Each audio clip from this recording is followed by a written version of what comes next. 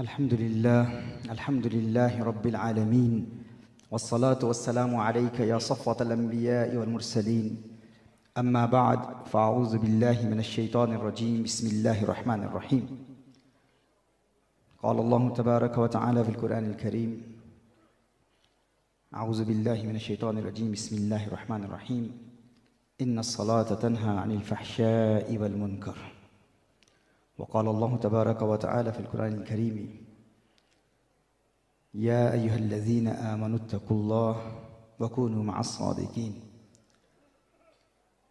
वक़ाल हबीबुहुल मुस्तफ़ा अल मुज्तबा सल्लल्लाहु अलैहि व आलिहि वसल्लम मन लम तन्हहु सलातुहु अनिल फ़हशाइ वल मुनकर फ़ला सलात लह। सदक़ल्लाहुल अज़ीम व बल्लग़ना रसूलुहुन नबियुल करीम वक़द सदक़्ता अंत या सय्यदी या सय्यदी या सय्यदी या मक्की या मदनी या अरबी या क़ुरैशी या हाशिमी व या सय्यदना या सय्यदना या सय्यदना या हबीबना या तबीबना या हबीबुल मुस्तफ़ा अल मुज्तबा सल्लल्लाहु अलैहि व आलिहि वसल्लम। लाइक सद एहतराम उलमाए किराम, मशाइख़ इज़ाम, अरबाब इल्म व बसीरत, साहिबान अक्ल व दानिश, सनाख़ानान मुस्तफ़ा सल्लल्लाहु अलैहि व आलिहि वसल्लम, नौजवानान व नौनिहालान मिल्लत इस्लामिया, पर्दा नशीन ख़ातीन उम्मत, मेरे दोस्तों, भाइयों, बुज़ुर्गों और इस अज़ीम आस्ताने के ख़ुद्दाम जिनकी पुरखुलूस मेहनतों से आज की ये बज़्म उर्स इनेकाद पज़ीर है, अस्सलामु अलैकुम व रहमतुल्लाहि व बरकातुहू। आज की इस पुरनूर महफ़िल में हाज़िरी से क़बल मुझे विज़िट कराया गया यहाँ के दारुल उलूम, यहाँ के इंस्टीट्यूट, एजुकेशनल इंस्टीट्यूट, हिफ्ज़े कुरान का शोबा और बनात का शोबा,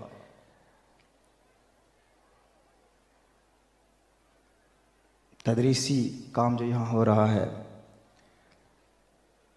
तुल्लाबुल इल्म की ज़ियारत का शर्फ़ हासिल हुआ, उलमा की ज़ियारत का शर्फ़ हासिल हुआ। ये देखकर बहुत खुशी हुई कि ऐसे दूर दराज इलाके में, देहात में इस अज़ीम पैमाने पर नबी करीम सल्लल्लाहु अलैहि व आलिहि वसल्लम से मोहब्बत करने वाले आशिकान मुस्तफ़ा सल्लल्लाहु अलैहि व आलिहि वसल्लम नबी करीम सल्लल्लाहु अलैहि व आलिहि वसल्लम के उलूम पढ़ा रहे हैं। अल्लाह जल्ला व अला इस अज़ीम आस्ताने के ख़ुद्दाम की इस काविश को अपनी बारगाह में कबूल फ़रमाए। अभी जब यहाँ मैं आ रहा था तो बरतानिया से मुझे मैसेजेस आ रहे हैं कि शायद आप को तफ़सीली तारुफ़ नहीं है, ये वो आस्ताना है जहाँ के शेख़ मोहतरम हज़रत शेख़ तरीक़त हैदर शाह रहमहुल्लाह ने यहाँ से बरतानिया में अज़ीम आलम इस्लाम के मुनाज़िर अल्लामा ज़ियाउल्लाह क़ादरी साहिब, अल्लामा खुदा बख्श क़ादरी साहिब रहमहुल्लाह जैसे अज़ीम उलूम और फ़नून के माहिरीन को यहाँ से भेजा। और चूँकि पहली हाज़िरी है, तफ़सीली तारुफ़ तो नहीं था, लेकिन जब वहाँ से पैगामात आए, बल्कि मुहद्दिस सियालकोटी आले रहमा के आस्ताने के साहबज़ादगान ने बरतानिया से रब्ता किया और फिर यहाँ आकर जनाब साजिद कासमी साहिब और जनाब अमानत अली साहिब इनकी काविशों को देखा। अल्लाह जल्ला व अला इन सब की मेहनतों को अपनी बारगाह में कबूल फ़रमाए। मेरी दुकान पे रोशन न सही किन दिल ने, जानते हैं मेरी सनत के ख़रीदार मुझे। पूरी दुनिया में चर्चा है, पूरी दुनिया में ये पैगाम फैल रहा है। अल्लाह ताला हम सबको इखलास अता फ़रमाए। और जिस तरह यहाँ के ख़ुद्दाम ने एक मुनफरिद अंदाज़ में, एक यूनिक अंदाज़ में, यानी ये सिलसिला हमने दुनिया भर में मैं जाता हूँ, प्रोग्राम्स होते हैं, लेकिन ऐसा मुनफरिद काम हमने नहीं देखा। ना वो मोरूसी निज़ाम है जिसकी वजह से अक्सर आस्तानों पर तनकीद की जाती है।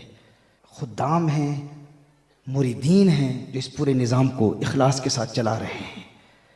और ये बहुत बड़ा काम है, बहुत मुनफरिद काम है। अल्लाह जल्ला वाला आपको इत्तिहाद अता फरमाए, इत्तिफाक अता फरमाए और इसी इत्तिहाद और इत्तिफाक के साथ इस सिलसिले को जारी रखने की तौफीक अता फरमाए।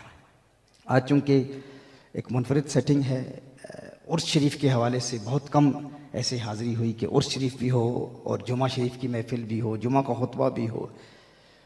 तो इस मुनासबत से कुरान करीम की एक आया मुबारक का इंतखाब इसलिए किया है क्योंकि ये वो आस्थाने होते हैं जहाँ से न सिर्फ़ शान औलिया और अक़ायद अहले सुन्नत व जमात का पैगाम फैलाया जाता है बल्कि साथ साथ रूहानी तरबियत भी की जाती है। तो अभी चूँकि हम कुछ देर के बाद नमाज अदा करेंगे तो कुछ बातें हम नमाज के हवाले से सीख लेते हैं। अल्लाह जल्ला वाला कुरान करीम में इरशाद फरमाता है कि नमाज बुराइयों से बचाती है। लेकिन क्या वजह है कि हमारे बहुत सारे ऐसे दोस्त देखते हैं, वो कहते हैं कि हमारे बाबा जी दादा हुजूर एक अरसे से नमाज पढ़ रहे हैं लेकिन वो फिर भी गुनाह कर रहे हैं, वालिद साहब झूठ बोलते हैं, बहुत सारे ऐसे गुनाह हो जाते हैं, नौजवान किया बुजुर्ग किया, गुफ्तगू में तलखी होती है, बदनिगाही होती है, गीबत करते हैं। तो क्या वजह है कि इतनी इस्तिकामत से नमाज पढ़ रहे हैं लेकिन फिर भी गुनाहों का सिलसिला जारी है, जबकि अल्लाह जल्ला वाला कुरान में इरशाद फरमाता है कि ये नमाज गुनाहों से बचा लेती है, नमाज हिफाजत करती है। इनकी नमाज क्यों नहीं बचाती? 50-50 साल हो गए नमाज पढ़ रहे हैं, एक अरसे से नमाजें अदा हो रही हैं। तो अल्लाह जल्ला वाला का कलाम, उसमें तो झूठ का इम्कान भी नहीं है। जब अल्लाह इरशाद फरमा रहा है कि नमाज गुनाहों से बचाती है, बुराइयों से बचाती है, तो हमारी नमाज हमें क्यों नहीं बचाती? इसलिए क्योंकि नमाज की दो फॉर्म्स होती हैं, एक फिज़िकल फॉर्म, एक स्पिरिचुअल फॉर्म। एक नमाज का जिस्म है और एक नमाज की रूह है।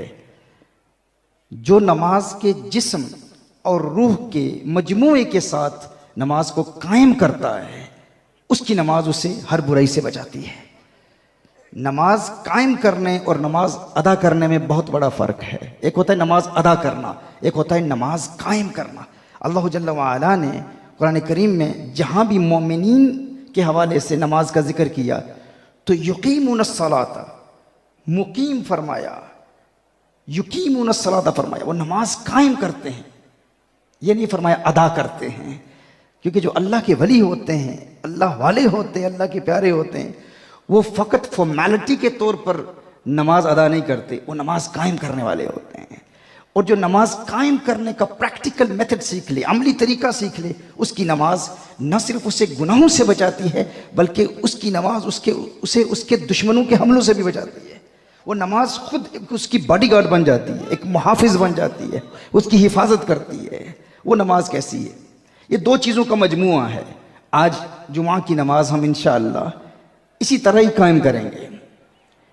चंद निकात हैं इंशाअल्लाह, अगर ये जहन नशीन हो जाएं तो नमाज से प्यार हो जाएगा, ऐसा प्यार हो जाएगा।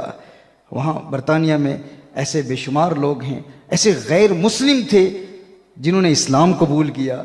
इस्लाम कबूल करने के बाद नमाज अदा करना और नमाज को हकीकतन कायम करने का ऐसा तरीका सीख लिया कि वो कहते हैं कि अब सुबह के वक्त किसी को अलार्म क्लॉक ऑन करने की ज़रूरत नहीं होती कि अलार्म क्लॉक ऑन होगा तो वो अलार्म बजेगा तो हमारी आंख खुलेगी, या कोई अपने फैमिली मेंबर को कहे कि तू मुझे फ़ोन कर देना, या माँ से कहे कि दरवाजे पर दस्तक देना कि मेरी आंख नहीं खुलती। कहा कोई लाशऊरी कुव्वत है जो फजर के वक्त हमें बेदार कर देती है। क्यों? क्योंकि फिर जब इंसान को नमाज से प्यार हो जाता है ना, तो फिर नमाज को नमाजी से प्यार हो जाता है। एक तो होता है इंसान नमाज मिस करे, एक वक्त आता है कि नमाज नमाजी को मिस करती है, आ बेदार हो और मुझे अदा कर, मुझे कायम कर। तो उस नमाज को कायम करने का तरीका क्या है? पहले नमाज का जिस्म है। नमाज का जिस्म क्या है कि नमाज के अहकाम किसी आलिम से, कारी साहब से बाकायदा सीखे जाएं। बुनियादी अहकाम, बेसिक बुनियादी मखारिज सीख लिए जाएं कुरान करीम की आयात के जो हम नमाज में पढ़ते हैं। उसका फ़ायदा क्या होगा कि नमाज का जिस्म कायम होगा। मिसाल के तौर पर, आम तौर पर किसी से कहते हैं हम, आपका क्या हाल है? वो कहते हैं अल्हम्दुलिल्लाह मैं तो ठीक हूँ। अब अल्हम्दुलिल्लाह का मतलब क्या है? अल्हम्दुलिल्लाह का एक लुग़वी, एक लिंग्विस्टिक माना मौत है।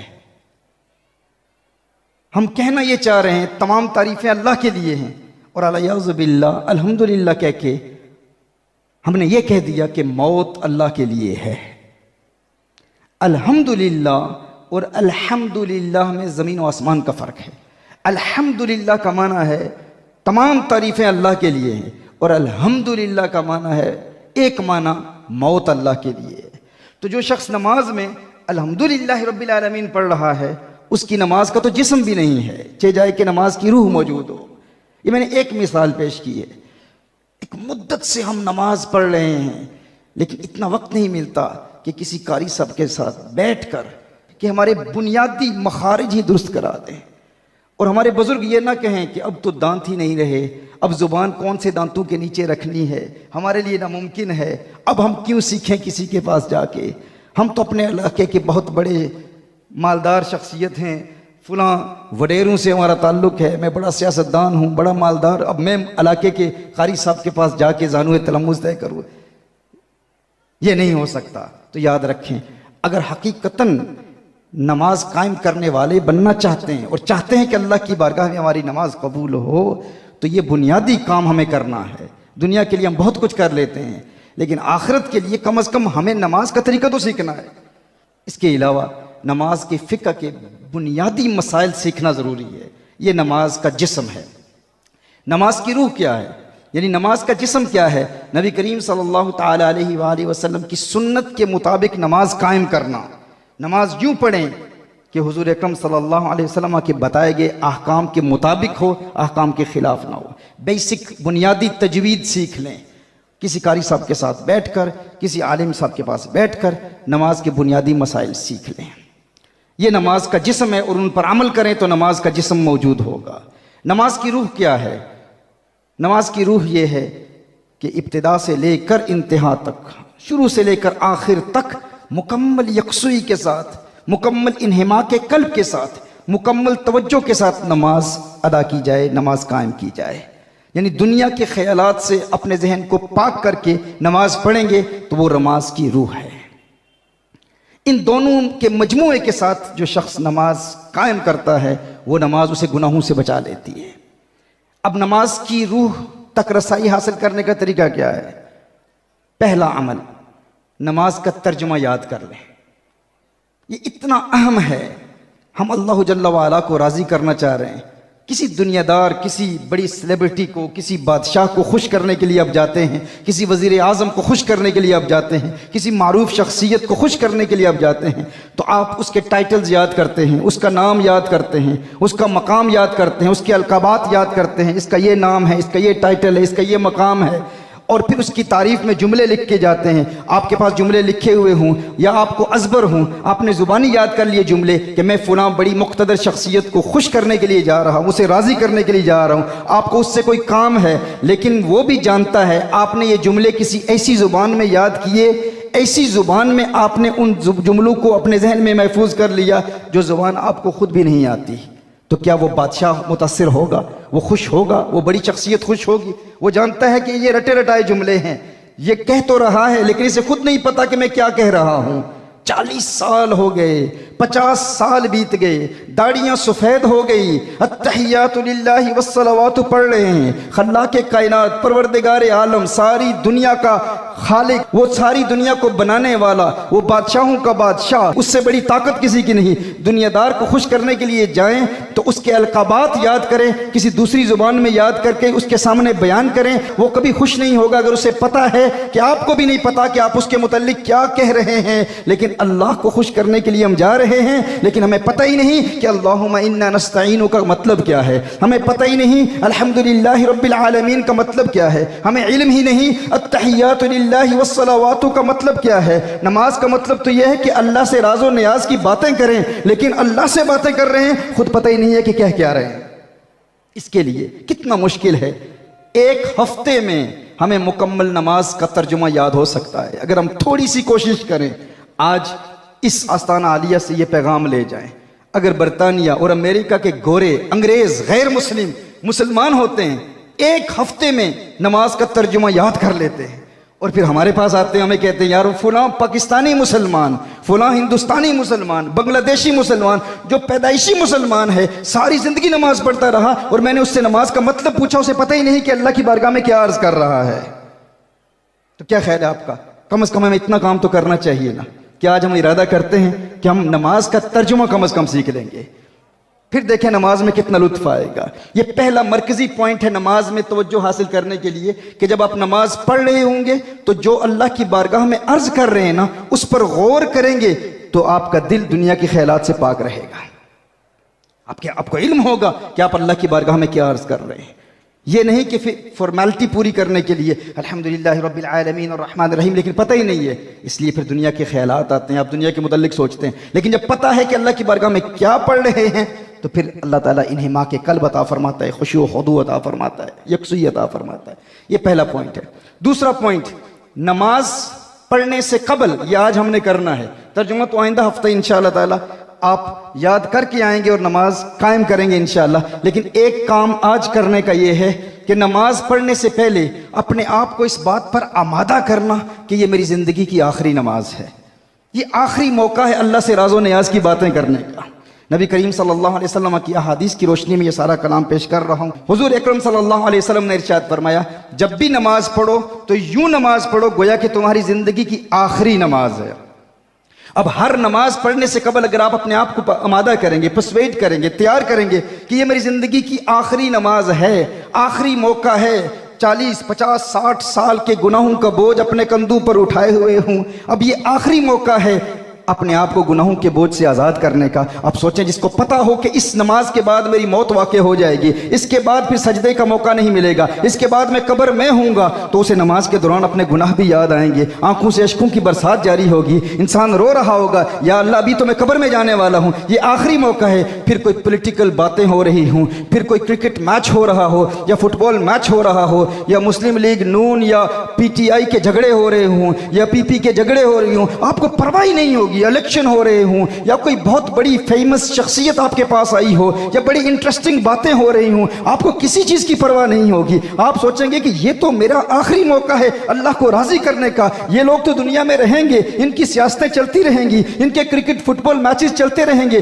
दुनिया के मामला चलते रहेंगे, ये कारोबार करते रहेंगे, पैसे कमाते रहेंगे, लेकिन मेरे लिए ये आखिरी मौका है अपने रब को राज़ी करने का। जिसने अपने आप को तैयार कर लिया, आमादा कर लिया कि आज ये जुमा की नमाज मेरी आखिरी नमाज है, आज आखिरी मौका है अल्लाह से राज़ो नियाज की बातें करने का, फिर आप सोच सकते हैं कि उसकी नमाज में किस कदर खुशू खुदू पैदा होगा। ये दूसरा नुक्ता है। पहला नुक्ता जरा आप रिपीट कर ले। पहला नुक्ता क्या था? सारे जरा बुलंद आवाज में कहे, नमाज का तर्जुमा याद करना है। और दूसरा, मेरी जिंदगी की आखिरी नमाज है। नमाज से कबल अपने आप से बात करना और दौरान नमाज जो ही दुनिया का ख्याल आए फौरन अपने आप को याद दिलाना क्या कर रहा है, ये आखिरी नमाज है। तीसरा नुक्ता, ये तसव्वुर करें कि आसमान से मलाइका नाजिल हो रहे हैं मेरी इस नमाज की वजह से और मेरे इर्द गिर्द गर्दिश कर रहे हैं, मेरे पाँव, टांगों, मेरे पेट, मेरे सीने, मेरे सर, चेहरे के इर्द गिर्द यूं फरिश्ते गर्दिश कर रहे हैं और आसमान तक ये फरिश्ते हैं।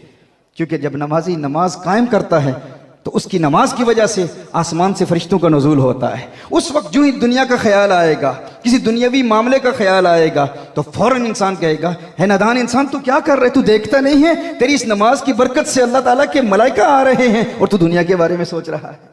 ये तीसरा पॉइंट है, उन मलाइका का तसव्वुर करना। मलाइका की इबादत नहीं करेगा इंसान, इबादत तो अल्लाह की है, लेकिन अल्लाह की बारगाह में शुक्र बजा लाएगा कि इस नमाज की बरकत से इन मलाइका का नुज़ूल हो रहा है। ये नमाज में कंसंट्रेशन हासिल करने का तीसरा नुक्ता है।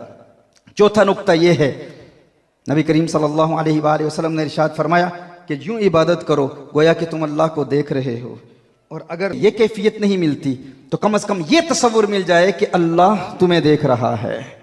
लेकिन हमारे मशाइख स्पिरिचुअल मास्टर्स कहते हैं कि पहले पर भी मेहनत करो। अब अल्लाह तो नजर नहीं आता, अल्लाह तो जिस्मानियात से पाक है, हम अल्लाह को तो नहीं देख सकते, लेकिन अल्लाह के नाम को देख सकते हैं। तो ये तसव्वुर करें कि अल्लाह का नाम लिखा हुआ है और आप अल्लाह के नाम पर गौर कर रहे हैं, गौर से अल्लाह के नाम को आप देख रहे हैं। अल्लाह के नाम को देखें, नमाज के दौरान अल्लाह लिखा हुआ है, इससे आपको नमाज में कंसंट्रेशन मिलेगी। ये कितने नंबर का पॉइंट था? पहला क्या था? नमाज का, दूसरा आखिरी नमाज, तीसरा फरिश्ते नाजिल हो रहे हैं, और चौथा अल्लाह के नाम पर गौर करना, और पांचवा नुक्ता यह है कि ये सोचें कि ये वही नमाज है जो हमारे आका सल्लल्लाहु अलैहि वसल्लम पढ़ते थे।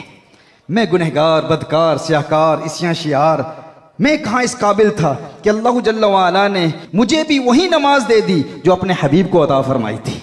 यानी जिस तरह हुजूर अकरम सल्लल्लाहु अलैहि वसल्लम रुकू करते थे, मैं भी उसी तरह रुकू कर रहा हूँ। हुजूर का कौमा याद करें, हुजूर के सजदे को याद करें, हुजूर की आखिरी बैठना याद करें, और फिर चश्मे तसव्वुर से तखय्युल बांधें कि हुजूर अकरम सल्लल्लाहु अलैहि वसल्लम जब सजदे में थे, जब रुकू में होते थे तो हुजूर की जुल्फ़ें कैसी लगती थीं। हुजूर अकरम सल्लल्लाहु अलैहि वसल्लम जब सजदे में थे तो हुजूर के सजदे की कैफियत कैसी थी। हुजूर अकरम सल्लल्लाहु अलैहि वसल्लम जब किरात करते थे तो हुजूर की किरात कैसे थी। हुजूर अकरम सल्लल्लाहु अलैहि वसल्लम ने खुद इरशाद फरमाया, सल्लु कमा रअयतुमूनी उसल्ली, नमाज यूं पढ़ो गोया कि तुम मुझे नमाज पढ़ता हुआ देख रहे हो।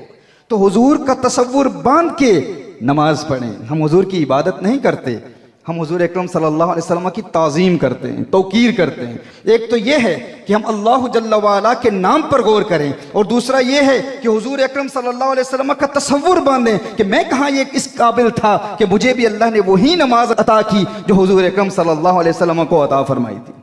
इस तसव्वुर के साथ, और फिर शैतान अगर इस हवाले से जहन में वसवसा पैदा करे, शैतान वसवसा पैदा कर सकता है कि नमाज में हुजूर का ख्याल कैसे आ सकता है, ये कैसे मुमकिन है। तो याद रखें, हुजूर के ख्याल के बगैर नमाज हो ही नहीं सकती, मुमकिन ही नहीं है। क्यों? क्योंकि जब आप नमाज पढ़ेंगे तो गौर करेंगे ना, तर्जुमे पर गौर करेंगे ना कि आप अल्लाह की बारगाह में क्या पढ़ रहे हैं। जब अल्लाहुम्मा सल्ली अला मुहम्मद पढ़ेंगे तो हुजूर का ख्याल आएगा कि नहीं आएगा? बल्कि नमाजी जब नमाज पढ़ रहा होता है तो अल्लाह जल्ल व अला ने नमाज की हैयत ही ऐसे बनाई है कि इंसान नमाज पढ़ रहा होता है और उसे हुजूर की याद आ रही होती है, और बल्कि उसे जो देख रहा होता है उसे भी हुजूर की याद आ रही होती है। कैसे? आप नमाज को देख लें और इसमें अहमद को देख लें। अहमद कैसे लिखा जाता है? अलिफ, हे, मीम, दाल। अब सुनने में क्या अर्ज कर रहा हूं? हाँ, जब नमाजी नमाज पढ़ रहा होता है, वो खड़ा होता है तो अहमद की अलिफ बना होता है। खड़ा होता है यानी कोई बड़ी रौनक से कहे ना कि मैं नमाज अल्लाह की अदा कर रहा हूं, इबादत अल्लाह की है, मैं आब्द हूं, आबिद हूं, वो माबूद है। अब नमाज अल्लाह की है, इबादत अल्लाह की है, तो यहां हुजूर का तसव्वुर क्यों करूं? शिर्क हो जाता है। उसे कहें अल्लाह जल्ल व अला ने नमाज की हैयत को ही ऐसा बनाया है कि इंसान नमाज पढ़ रहा होता है, खड़ा होता है तो अहमद की अलिफ बना होता है, रुकू में होता है तो अहमद की हे बना हुआ होता है, सजदे में होता है तो अहमद की मीम बना होता है, आखिरी बैठनी बैठता है तो अहमद की दाल बना होता है। कुर्बान जाए, अल्लाह जल्ल व अला ने नमाज की हैयत को ही ऐसा बनाया है गोया नमाज अपनी पढ़ा रहा है और साथ तसव्वुर यार भी करा रहा है, महबूब का तसव्वुर भी साथ यारी है। और हुजूर अकरम सल्लल्लाहु अलैहि वसल्लम के तसव्वुर के बगैर नमाज कायम करना, बल्कि अल्लाह को जानना, यह भी मुमकिन कहां है। अल्लाह की वहदानियत तक रसाई हासिल करना। हमारे पूरे पाकिस्तान में टूर्स हो रहे हैं, डिस्कशंस हो रही हैं, और यहाँ पर इल्हाद इतनी तेज़ी से फैल रहा है। इन इलाकों में शायद ये फितना अभी तक ना पहुँचा हो, लेकिन कराची में, इस्लामाबाद में, लाहौर की यूनिवर्सिटीज़ के ऐसे ऐसे नौजवान माँ बाप ने नाम अब्दुर्रहमान रखा, अब्दुल्ला रखा, और कहा कि हम अल्लाह के वजूद को नहीं मानते। अल्लाह है तो दिखाओ कहाँ है, नजर नहीं आता, हम उसी को मानेंगे जो नजर आएगा। तुम कहते हो शहरक से ज्यादा करीब है, अगर शहरक से ज्यादा करीब है तो जो करीब होता है वो नजर आता है, हमें नजर क्यों नहीं आता? एक जवाब अहले इश्क की तरफ से, गायत कुर्ब गायत खिफा का सबब होती है। ये जो मैंने कहा ना, एक तो है अल्लाह के नाम पर गौर करें, हाँ, और दूसरा ये है कि नबी करीम सल्लल्लाहु अलैहि वसल्लम का तसव्वुर बांध के नमाज पढ़ें तो नमाज से प्यार हो जाएगा, और नमाज को फिर नमाजी से प्यार हो जाएगा। ये बात कि अगर अल्लाह शहरक से भी ज्यादा करीब है तो जो चीज करीब होती है वो नजर आती है, दिखाओगे तो मानेंगे। पहले एथियस्ट के साथ हमारा मुकाबला होता था बरतानिया में, मुल्हिदीन के साथ, अमेरिका में, यूरोपियन कंट्रीज में, लेकिन अब बहुत अफसोस होता है कि ये फितना यहाँ की यूनिवर्सिटीज़ और कॉलेजेस में इस तेज़ी से फैल रहा है कि पाकिस्तान में पैदा होने वाला नौजवान बड़ी रौनक और तकब्बुर से कहता है कि मैं अल्लाह को नहीं मानता, अलियाज़ु बिल्लाह। और फिर मिशनरीज यहाँ पर काम कर रही हैं, सीक्रेट सोसाइटीज़ बनी हुई हैं, वहाँ पर शैतान की पूजा की जा रही है। क्यों? क्योंकि हम हुजूर से दूर हो गए हैं। कहा जाता है अगर अल्लाह है तो दिखाओ। तो एक कानून याद रखें, गायत कुर्ब गायत खिफा का सबब होती है। जो चीज़ इंसान से जितनी करीब होना उतनी ही उसकी निगाहों से ओझल होती चली जाती है। मेरी ये उंगली में से देख रहा हूं, अब आंखों से दूर है तो नजर आ रही है, और करीब आई कम नजर आ रही है, अब और करीब आई अब नजर नहीं आ रही, यहां तो बिल्कुल नजर नहीं आ रही। यानी जो चीज इंसान से जितनी करीब होती है उतनी ही उसकी निगाहों से ओझल होती चली जाती है। जिस तरह इंसान की अपनी आंखें हैं, आंखें आपके माथे के साथ मुत्तसिल हैं। क्या आप अपनी आंखों को देख सकते हैं? क्या किसी ने अपनी आंखों को कभी देखा है? नहीं देखा। तो क्यों अपनी आंखों के वजूद को हम मानते हैं? अपनी आंखों से इंसान अपनी आंखों को नहीं देख सकता। क्या कभी किसी ने देखा है? नहीं देखा। तो आंखों के वजूद को क्यों मानते हो कि आंखें हैं? कहा हमने तो नहीं देखा, लेकिन किसी देखने वाले ने बताया तेरी आंखें हैं तो हमने मान लिया। किसी देखने वाले ने बताया, किसी अहले नजर ने बताया तेरी नजर है, तेरी आंखें हैं, तो हमने मान लिया कि आंखें हैं। तो उससे यह सवाल कीजिए कि जिस देखने वाले ने तेरी आंखों को देखकर बताया तेरी आंखें हैं, बता उसने तेरी आंखों को अपनी किन आंखों से देखा था? मैं चेहरों के तहरीरें पढ़ा करता हूं।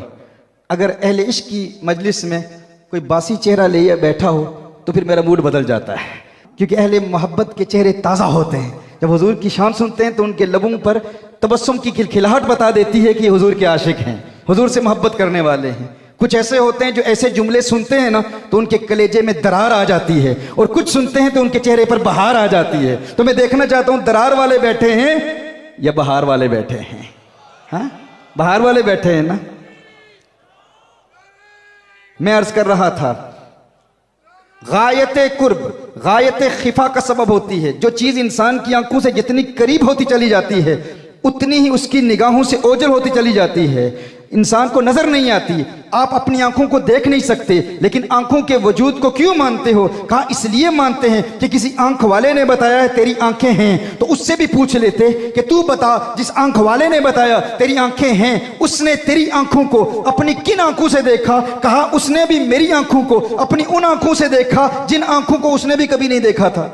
और तूने उस अंधे की बात को तस्लीम करते हुए अपनी आंखों के वजूद को मान लिया कि मेरी आंखें हैं, हालांकि उसने भी कभी अपनी आंखों को देखा नहीं था, उसकी बात मान ली और अल्लाह के वजूद का इनकार कर रहा है क्योंकि अल्लाह नजर नहीं आता।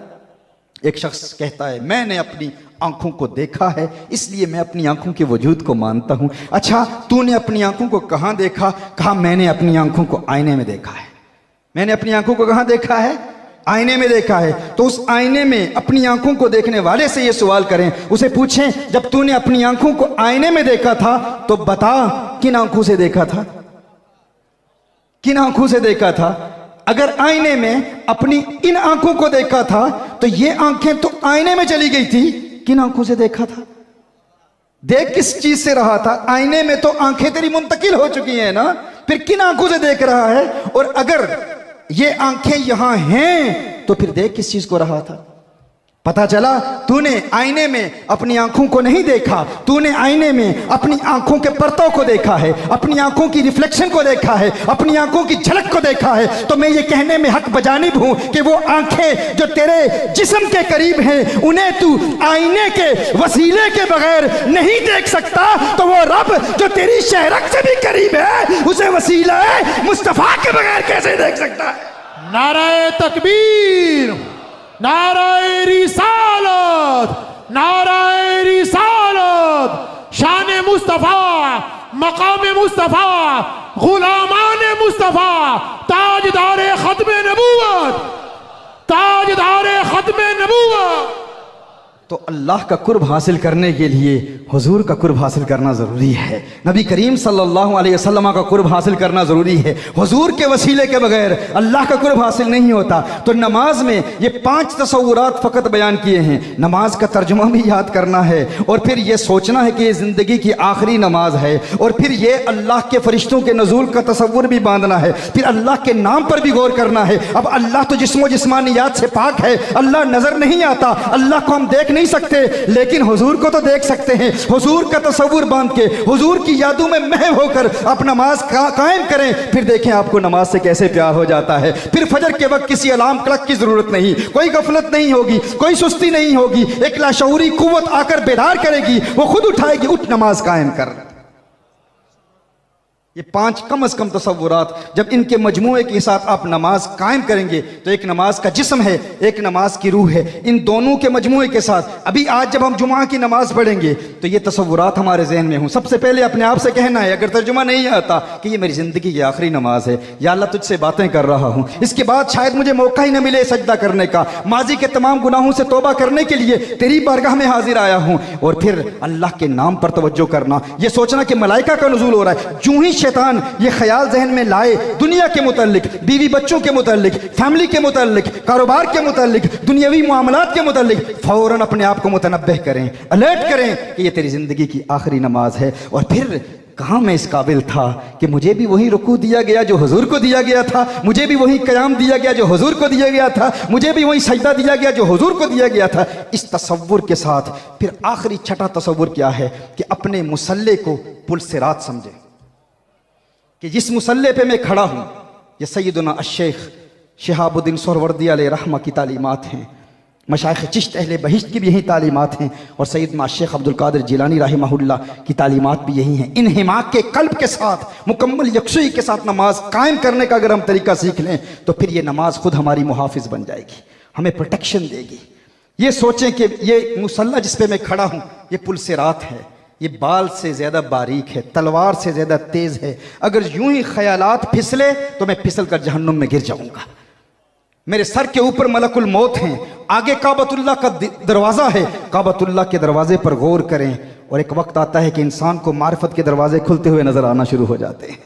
इब्तिदा बिगिनर्स के लिए इब्तिदा काबतुल्लाह के दरवाजे से करें, यानी जहां आपका ख्याल जमता है, किसी का ख्याल अल्लाह के नाम पर जमता है तो अल्लाह के नाम पर गौर करें। किसी को सुकून फ़कत तर्जमे में मिलता है तो तर्जमे में गौर करें। और कोई आशिक मुस्तफ़ा जो फ़कत तसव्वुर यार में नमाज पढ़ रहा है वो यही अल्लाह का शुक्र अदा करता रहे। ये इब्तिदाई मराहिल हैं। फिर एक मकाम आता है कि फिर दुनिया में जो कुछ भी हो जाए किसी का खौफ आपको नहीं होगा, और फिर वो नमाज आपकी मुहाफिज बन जाएगी, इतनी बड़ी मुहाफिज आपकी बन जाएगी।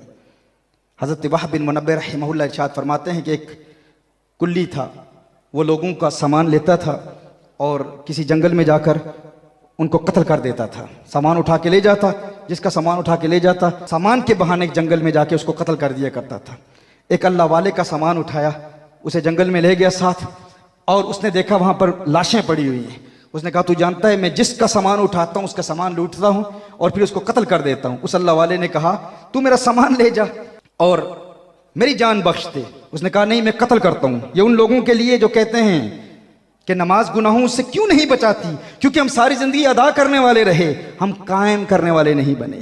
कायम करने वाला कौन है? जो नमाज के जिस्म और रूह के मजमूए के साथ नमाज को कायम करता है, इन दोनों चीज़ों को साथ लेके चलता है। कभी कभी नौजवान कहते हैं कि हमारे बुजुर्ग इतनी यकसुई के साथ नमाज पढ़ते हैं कि नमाज पढ़ते हैं तो आंखों में आंसू जारी होते हैं, लेकिन फिर भी वो गीबत कर रहे होते हैं। उनकी नमाज उन्हें गुनाहों से क्यों नहीं बचाती? तो मुमकिन है कि वो पूरी यकसुई के साथ पढ़ रहे हों, मुमकिन है पूरी तवज्जो के साथ पढ़ रहे हों, लेकिन उनकी नमाज की रूह तो है, शायद जिस्म ना हो, शायद अल्हम्दुलिल्लाह ही पढ़ रहे हो। तो जो बॉडी गार्ड होता है ना, उसका जिस्म भी होता है, रूह भी होती है। किसी का कोई मुहाफिज हो, बहुत तकड़ा मुहाफिज हो, तवाना मुहाफिज हो, बॉडी बिल्डर हो, बॉडी उसकी बहुत मजबूत हो, जिस्म बहुत मजबूत हो, लेकिन अंदर रूह ही ना हो, तो वो बॉडी गार्ड आपकी हिफाजत कर पाएगा? लोग कहते हैं फुलां कारी साहब इतनी अच्छी किरात करते हैं, इतने बेहतरीन कारी हैं, उनकी आवाज बहुत अच्छी है, मदीना मुनव्वरा से पढ़ के आए हैं, अरब दुनिया से पढ़ के आए हैं। आप कहते हैं किरात जरूरी है, तजवीद जरूरी है, लेकिन इमाम मस्जिद हैं, लेकिन मैं जानता हूं कि कौन कौन से गुनाहों में मुब्तला है। इतने अच्छे कारी होने के बावजूद उनकी नमाज उन्हें गुनाहों से क्यों नहीं बचाती? मुमकिन है कि वो अच्छे कारी हों, मुमकिन है कि नमाज का जिस्म तो मौजूद हो, लेकिन नमाज में दुनिया के मुतालिक सोच रहे हूं। जिस्म तो है, रूह नहीं है। बॉडीगार्ड तो अच्छा है, लेकिन एक तकड़ा बॉडीगार्ड, एक बॉडी बिल्डर, अगर उसमें रूह ही नहीं है तो वो एक तकड़ी लाश है। वो लाश आपका आपकी क्या हिफाजत करेगी? और इसी तरह कहीं रूह तो है लेकिन जिस्म इतना कमजोर है कि वो अपने पांव पे खड़ा ही नहीं हो सकता, तो वो आपकी क्या मदद करेगा? एंड इसी तरह याद रखें, नमाज का जिस्म और रूह दोनों जरूरी हैं। नमाज के अहकाम भी सीखें, बुनियादी अहकाम सीखें, और नमाज की रूह के साथ नमाज कायम करें। फिर आपको किसी के दरवाजे पर दस्तक देकर भीख मांगने की जरूरत पेश नहीं आएगी, क्योंकि नमाज न सिर्फ आपको गुनाहों से बचाएगी, नमाज आपको आपके दुश्मनों से भी बचाएगी, दुश्मनों के हमलों से बचाएगी। फिर आप मुस्तगनी हो जाएंगे, आपको किसी की जरूरत नहीं पेश आएगी, किसी के दरवाजे पे दस्तक देने की जरूरत पेश नहीं आएगी। आपकी नमाज आपकी खुद मुहाफिज बन जाएगी, लेकिन नमाज कायम करने वाले बने। तो वो कुल्ली उस शख्स को ले गया, उसने कहा मैं तो तुझे कत्ल करूंगा, सामान भी लूटूंगा, तुझे कत्ल करूंगा। उसने कहा ठीक है, फिर मुझे 2 रकअत पढ़ने दे, मैं नमाज कायम करने वाला हूं। उसने कहा ठीक है, तू नमाज पढ़ ले। उसने अल्लाहु अकबर पढ़ा, नमाज शुरू की, अल्हम्दुलिल्लाह रब्बिल आलमीन। अभी वो पढ़ ही रहा था पूरी यकसुई के साथ, पूरी तवज्जो के साथ, क्योंकि उसने अपने आप को कायल कर लिया था, आमादा कर लिया था इस बात पर कि ये तो मेरी जिंदगी की आखिरी नमाज है। क्योंकि हर वो बंदा जो अपने आप को इस हवाले से कायल कर लेता है, हर नमाज में जब वो सजदा करता है कि ये मेरी आखिरी नमाज है, जब इस तवज्जो से उसने नमाज पढ़ी तो आसमान से एक रूहानी मखलूक आई, घोड़े पर सवार है, नूर की तरह रोशनी चमक रही है, तलवार उसके हाथ में है, तलवार से उस कातिल को वो कत्ल करता है। ये नमाज पढ़ के मुकम्मल करता है, अस्सलामु अलैकुम वरहमतुल्लाह, अस्सलामु अलैकुम वरहमतुल्लाह। देखता है वो कुल्ली जो कातिल था, इसे मारना चाह रहा था, उसको देखता है कि वो मुर्दा पड़ा है, और उस नूरानी रूहानी मखलूक के पास जाता है, तू कौन है? उसने कहा कि मैं तेरी नमाज की जिस्मानी शक्ल हूं, अल्लाह ने मुझे तेरी हिफाजत के लिए इस नमाज की बरकत से मुकर्रर किया हुआ है, ताकि जब भी कोई दुश्मन तुझ पर हमला करेगा मैं तेरी हिफाजत करूंगा। ये वो बॉडीगार्ड है नमाज। हाँ, दर दर दिए दुर दुर नालू, दुर बन जा एक दरदा। नहीं, पंजाबी नहीं आती, ठीक है, मैं उर्दू में ही जारी रखूं, चूंकि मैं इस वक्त लखनऊ में बैठा हुआ हूं ना, लखनऊ में मैं बयान कर रहा हूं, तो पंजाबी तो सुनने वाले समझने वाले हैं ही नहीं यहाँ पर। हाँ, सुभान अल्लाह, सुभान अल्लाह, सुनने वाले। अच्छा, दर दर दिए दुर दुर नालू। पंजाबी मेरी पहली जुबान नहीं है, बल्कि उर्दू भी मेरी पहली जुबान नहीं है। उर्दू भी मेरी सीखी हुई जुबान है, पंजाबी भी मेरी सीखी हुई जुबान है। यानी बरतानिया में सारी जिंदगी मेरी गुजरी, तो पहली जुबान जिस जुबान में हमने पढ़ा, स्कूल गए, कॉलेज गए, यूनिवर्सिटी, वो इंग्लिश है। लेकिन आपकी तबीयतों की ज़ियाफ़त के लिए मैं कुछ अशार पेश कर रहा हूं। तो दर दर की ठोकरें खाने वाला, कभी उसके दरवाजे पर दस्तक दी, कभी उससे मदद मांगी, कभी किसने अपने दरवाजे से धुतकारा, धक्के दिए, जा तू मंगता है, भिखारी है, गरीब है, मुफलिस है, नादार है। कहा नमाज से प्यार कर लो, नमाज को अपना मुहाफिज बना लो, फिर दर दर की ठोकरें खाने की जरूरत नहीं पेश आएगी। दर दर दिए दुर दुर नालू, दुर बन जा एक दरदा, चव्वल कुत्ता क्यों खवेंदा है, दुर बन वक्ता वर्दा। सुभान। एक बारगाह से वाबस्ता हो जाता है, फिर उसे दर दर की दुर दुर से आजादी मिल जाती है, क्योंकि वो एक दर का दुर बन जाता है। दुर कहते हैं मोती को, एक दर का दुर बन जाता है। लेकिन ये बात उसे ही समझ आएगी जो फ़कत फ़ज़ाइल और जो शीले खिताब सुनने के आदी हूँ कि फ़कत औलिया अल्लाह की करामतें ही बयान की जाएं, उन्हें ये बात समझने जाएगी कि मिजाज यही बन गया है ना। लेकिन ये डोडा शरीफ का आस्ताना है, यहाँ रूहानी तरबियत भी होती है, यहाँ बुजुर्ग पर्दा फरमा जाएं तो फिर भी अपने मुरीदों को ऐसा तैयार करते हैं कि वो चले भी जाएं, उनका रूहानी फैज़ान ऐसा होता है कि फिर पूरी दुनिया में हुफ़ाज़ तैयार होते हैं, उलमा तैयार होते हैं। वहां समझ नहीं आएगी जहां पर दीन का इल्म नहीं है, जहां दीन के अहकाम नहीं है, जब शरीयत के अहकाम ना हो। लेकिन ये तो मैं अहले फहम से बात कर रहा हूं, मगर न वहां तो मूर्ख नु की पंद नसीहत, पत्थर नु की पाला, दुद्धा अंदर काग नोहा ये अंत काले दा काला। दूध के अंदर कव्वे को इस नीयत से डाल दें कि उसका रंग बदल जाएगा, वो तो काले का काला ही रहेगा, वो नहीं बदलेगा। लेकिन वो जो अहले दिल की महफिल में आता है, अहले नजर की महफिल में आता है, वो न सिर्फ सीखता है, न सिर्फ सुनता है, बल्कि अमल करने के इरादा करके यहां से उठेगा कि आज हम नमाज जुमा पढ़ेंगे तो इस तवज्जो से पढ़ेंगे, इस यकसुई से पढ़ेंगे, और इंशाअल्लाह फिर नमाज से हमें प्यार हो जाएगा। और यही वो नमाज का प्यार है जो इंसान को फिर तकवा की राहों पर गामजन करता है। नमाज इंसान को मुत्तकी बनाती है, नमाज इंसान की हिफाजत करती है। अल्लाह ने इरशाद फरमाया, ए ईमान वालो तकवा इख्तियार करो और अल्लाह वालों की संगत इख्तियार करो। वकूनु मास्सादिकीन, तकवा का सिला अरबी जुबान में अगर अल्लाह हो तो इसका मतलब होता है डरना, और अगर गैरुल्लाह हो तो इसका मतलब है बचना। यानी अगर कहा जाए ना अल्लाह का तकवा इख्तियार करो तो इसका मतलब होता है अल्लाह से डरो, और अगर इसका सिला गैरुल्लाह हो, अल्लाह का गैर हो, तो इसका मतलब है बचो। अल्लाह से डरो और गैरुल्लाह से बचो। अल्लाह से डरना तकवा है और गैरुल्लाह से बचना तकवा है। लेकिन इसके फौरन बाद अल्लाह इरशाद फरमाता है वकूनु मास्सादिकीन, और अल्लाह वालों का कुर्ब इख्तियार कर लो। अल्लाह खुद फरमा रहा है कि अल्लाह से डरो और गैरों से बचो, और फिर खुद फरमा रहा है सादिकीन का कुर्ब इख्तियार करो, अल्लाह के वलियों का कुर्ब इख्तियार करो। तो यहां तारुज नहीं है, कंट्रडिक्शन नहीं है। जाहिरी तौर पर तो तारुज लग रहा है। अगर कोई कुरान का तालिब इल्म कुरान करीम की दीगर आयात की रोशनी में इस नतीजे पर पहुंचे कि तकवा कहते ही इसे हैं अल्लाह से डरो गैरों से बचो, फिर अल्लाह फरमा रहा है कि मेरे वलियों का कुर्ब इख्तियार करो, तो क्या वली ये अल्लाह हैं? अल्लाह नहीं है। अगरचे ये अल्लाह नहीं है, अल्लाह के बंदे हैं, अल्लाह माबूद है, वो खालिक है, ये मखलूक हैं, ये अल्लाह तो नहीं, ये अल्लाह के बंदे हैं, अल्लाह के इबाद हैं, लेकिन ये वो गैर नहीं जो अल्लाह की गुस्ताखी करते हैं, अल्लाह के महबूब की गुस्ताखी करते हैं। गैरुल्लाह और होते हैं, औलियाउल्लाह और होते हैं।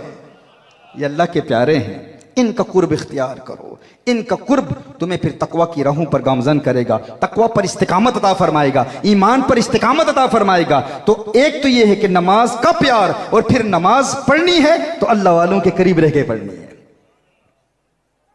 अल्लाह वालों का कुर्ब इख्तियार करके पढ़नी है। इसका फायदा क्या होगा? अल्लाह जल्ला वाला आपको तकवा में इस्तिकामत देगा, और यही वो मुत्तकी हैं। देखें अल्लाह कुरान में इरशाद फरमाता है, ये आया हमने बार बार पढ़ी ना, अला इन्ना औलिया अल्लाह ला खौफुन अलैहिम वला हुम यहज़नून। अल्लाह के वली डरते नहीं हैं, डर से पाक हैं। यहां खुद अल्लाह इरशाद फरमा रहा है अल्लाह से डरो, और इसी आया में फरमाया अल्लज़ीना आमनू व कानू यत्तकून, कि ये वो ईमान वाले हैं जो तकवे वाले हैं, डरने वाले हैं। और उधर अल्लाह इरशाद फरमा रहा है वली डरते नहीं, फरमाया वलियों को किसी का डर नहीं, खौफ नहीं, फिर खुद फरमा रहा है डरते भी हैं। इसी आया में अला इन्ना औलिया अल्लाह ला खौफुन अलैहिम वला हुम यहज़नून। उसके बाद क्या फरमाया? अल्लज़ीना आमनू व कानू यत्तकून, फरमाया अल्लाह के वली डरते नहीं हैं, फिर खुद फरमाया डरते हैं। बज़ाहिर तारुज़ है, बज़ाहिर कंट्रडिक्शन है। फर्क ये है, जब फरमाया खौफ नहीं डर नहीं, फिर खुद फरमाया खौफ है डर है, तो किससे डरते हैं और किससे नहीं डरते? कहा अल्लाह के वली वो हैं जो सिर्फ उस एक से डरते हैं, जो एक से डरता है, एक से डरता है, फिर वो हर एक से नहीं डरता, फिर वो हर एक से नहीं डरता, क्योंकि वो एक से डरता है। जो एक से डरता है वो हर एक से नहीं डरता, और जो उस एक से नहीं डरता फिर वो हर एक से डरता है। कभी सियासतदानों से डरता है, कभी मुक्तदर लोगों से डरता है, कभी मालदारों से डरता है, कभी बदनामी से डरता है, फुला मुझे बदनाम कर देगा तो क्या होगा, कभी फेलियर से डरता है, अगर मैं अमली जिंदगी में नाकाम हो गया तो क्या होगा, अगर मैं कारोबारी जिंदगी में नाकाम हो गया तो दुनिया कहेंगे ये तो नाकाम इंसान है, इसने जिंदगी में कुछ कामयाबी हासिल ही नहीं की। हर वक्त डरता रहता है, परेशान रहता है। क्यों? क्योंकि वो अल्लाह से नहीं डरता। जो रब से डरता है वो सबसे नहीं डरता, और जो रब से नहीं डरता फिर वो सबसे डरता है। अला इन्ना औलिया अल्लाह ला खौफुन अलैहिम वला हुम यहज़नून, फिर उन्हें किसी की परवाह नहीं होती, किसी का डर नहीं होता, क्योंकि वो अल्लाह के प्यारों की संगत में, उनके कुर्ब में रहकर नमाजें कायम करते हैं, तकवे में इस्तिकामत मिलती है। फिर अल्लाह जल्ला वाला उनके दुश्मनों को खुद तबाह करता है, क्योंकि फिर वो परेशान नहीं होते, उन्हें किसी चीज की परेशानी ही नहीं होती, किसी चीज का डर ही नहीं होता, किसी चीज का गम ही नहीं होता, क्योंकि वो जानते हैं कि अब हमारे दुश्मन सिर्फ हमारे दुश्मन नहीं, अब वो अल्लाह के दुश्मन भी हैं। बगदाद के एक फकीर का वाकया बड़ा मशहूर है।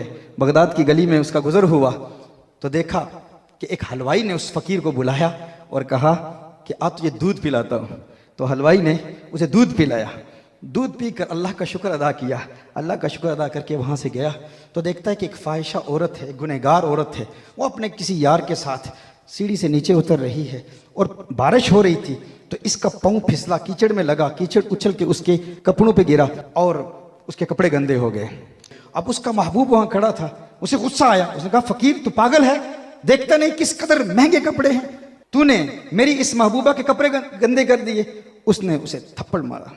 ये फकीर था, अल्लाह वाला था, वहां से गुजरा, आसमान की तरफ देखता है, देख के कहता है, अल्लाह तेरी शानें भी अजीम हैं, तेरी शानें भी अजीब हैं। कभी हलवाइयों से दूध पिलाता है और कभी इन लोगों से थप्पड़ पड़ते हैं, कभी दूध पीता हूँ। या अल्लाह तेरी शानें भी अजीब हैं, तू भी अजीम शानों वाला है। उसका ये कहना था कि वो औरत जो सीढ़ियों से नीचे आ रही थी, उसका पाँव फिसला, सर दीवार पर लगा और उसकी मौत वाक़ हो गई। जब मौत वाक़ होगी तो बगदाद की गली के वहां पर कुछ और लोग भी थे। उन्होंने कहा ये फकीर अजीब लोग होते हैं, इतना तहम्मुल नहीं, इतना सब्र नहीं।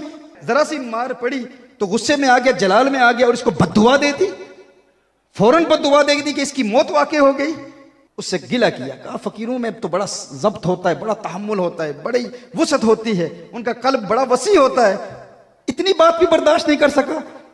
फकीर तो बर्दाश्त वाले होते हैं, तहम्मुल वाले होते हैं, बद्दुआ दे दी। उसने कहा मैंने तो किसी को बद्दुआ नहीं दी, मैंने कहां बद्दुआ दी है। कहा तूने बद्दुआ दी है, तेरी बद्दुआ से तो उसकी मौत वाक़ होगी। हम जानते हैं तू फकीर है, तू जो कहता है हो जाता है, तो तूने बद्दुआ दी। उसने कहा मैंने बद्दुआ नहीं दी। उसने कहा तो फिर वो मौत उसकी क्यों वाक़ हुई, उसका पाँव क्यों फिसला, वो क्यों गिरी। उसने कहा असल तुमने मसला समझा नहीं है, मसला ये है कि ये हमारा झगड़ा नहीं है, ये लड़ाइयाँ महबूबों की है, ये यारों के झगड़े हैं, हमारा झगड़ा नहीं है। कहा महबूबों का झगड़ा कैसे, यारों के झगड़े कैसे। उसने कहा हुआ यूं कि मेरा पाँव फिसला, मेरे पाँव के फिसलने की वजह से उस औरत के कपड़े गंदे हुए। वो उसकी महबूबा थी, वो उसका महबूब था, मैंने उसकी महबूबा को नाराज किया तो उसका महबूब मुझसे नाराज हुआ, और जब उसका महबूब मुझसे नाराज हुआ ना, उसे मुझे मारा तो फिर मेरा महबूब भी नाराज हो गया। उसका भी महबूब है, मेरा भी महबूब है, उसने मुझे मारा, मेरे महबूब ने उसको मारा, तो ये यारों के झगड़े हैं, इसमें मेरा क्या ताल्लुक है। मैंने तो कोई बद्दुआ नहीं दी। ला खौफुन अलैहिम वला हुम यहज़नून, उन्हें खौफ नहीं होता, डर नहीं होता, क्योंकि वो जानते हैं, उन्हें इस बात का इत्तेकाद होता है, उन्हें इस बात का यकीन होता है कि अब अल्लाह से हमें प्यार हो गया है। अब जो हमारा दुश्मन है वो हमारा दुश्मन ही नहीं, मन आद अली वलियन फक़द आज़नतुहु बिल हर्ब, जो मेरे वलियों से दुश्मनी रखता है, अल्लाह इरशाद फरमाता है मैं उसके खिलाफ ऐलान जंग करता हूं। तो एक तो तकवा इख्तियार करना है, फिर तकवे पर इस्तिकामत हासिल करने के लिए फिर हमने क्या काम करना है, अल्लाह के वलियों का कुर्ब हासिल करना है। इनके कुर्ब से हमें फिर क्या मिलता है, क्या मकाम मिलता है। इनका कुर्ब न सिर्फ तकवे में इस्तिकामत देता है, ईमान में इस्तिकामत देता है, दीन में इस्तिकामत देता है, माल में बरकत देता है, दौलत में बरकत देता है, इज्जत में बरकत देता है, शोहरत में बरकत देता है। हाँ, वो शोहरत का तलबगार ना हो, तालिब ना हो, काफिर आता है ईमान की दौलत लेके जाता है। हजरत सैयदना ख्वाजा गरीब नवाज रहमहुल्लाह, आपकी बारगाह में एक जोगी आया, हिंदू जोगी, गैर मुस्लिम, और वो कुछ अपने मुजाहिदे रियासतें करता था, अपनी कुछ मेहनत करता था। ख्वाजा गरीब नवाज की बारगाह में आया, और गैर मुस्लिमों को भी कभी कभी कुछ उनकी भी सिक्स सेंस, छठी हिस्स, कुछ लताइफ उनके भी खुल जाते हैं कुछ मुजाहिदों के जरिए, लेकिन वो इल्म गैब नहीं होता, वो यकीनी इल्म नहीं होता। अल्लाह ताला उन्हें भी कुछ ना कुछ इल्म दे देता है, लेकिन वो कतई इल्म नहीं होता, उसे हम इल्म गैब नहीं कहते। उसने ख्वाजा गरीब नवाज को देखा तो कभी आगे से देख रहा है, कभी दाईं जानिब से देख रहा है, कभी बाईं जानिब से देख रहा है, कभी पीछे से देख रहा है, इर्द गिर्द उनके घूम रहा है। ख्वाजा गरीब नवाज फरमाते क्या देख रहा है। उसने कहा मोइनुद्दीन मैं हैरान हूँ, तेरे जिस्म का ढांचा तो इंसानों वाला है, लेकिन मैं तेरे बातिन में देख रहा हूँ, मुझे हर तरफ नूर ही नूर नजर आ रहा है, रोशनी ही रोशनी नजर आ रही है। जाहिरी जिस्म तो तेरा इंसानों वाला है, लेकिन अंदर तो तेरे नूर ही नूर है, रोशनी ही रोशनी है।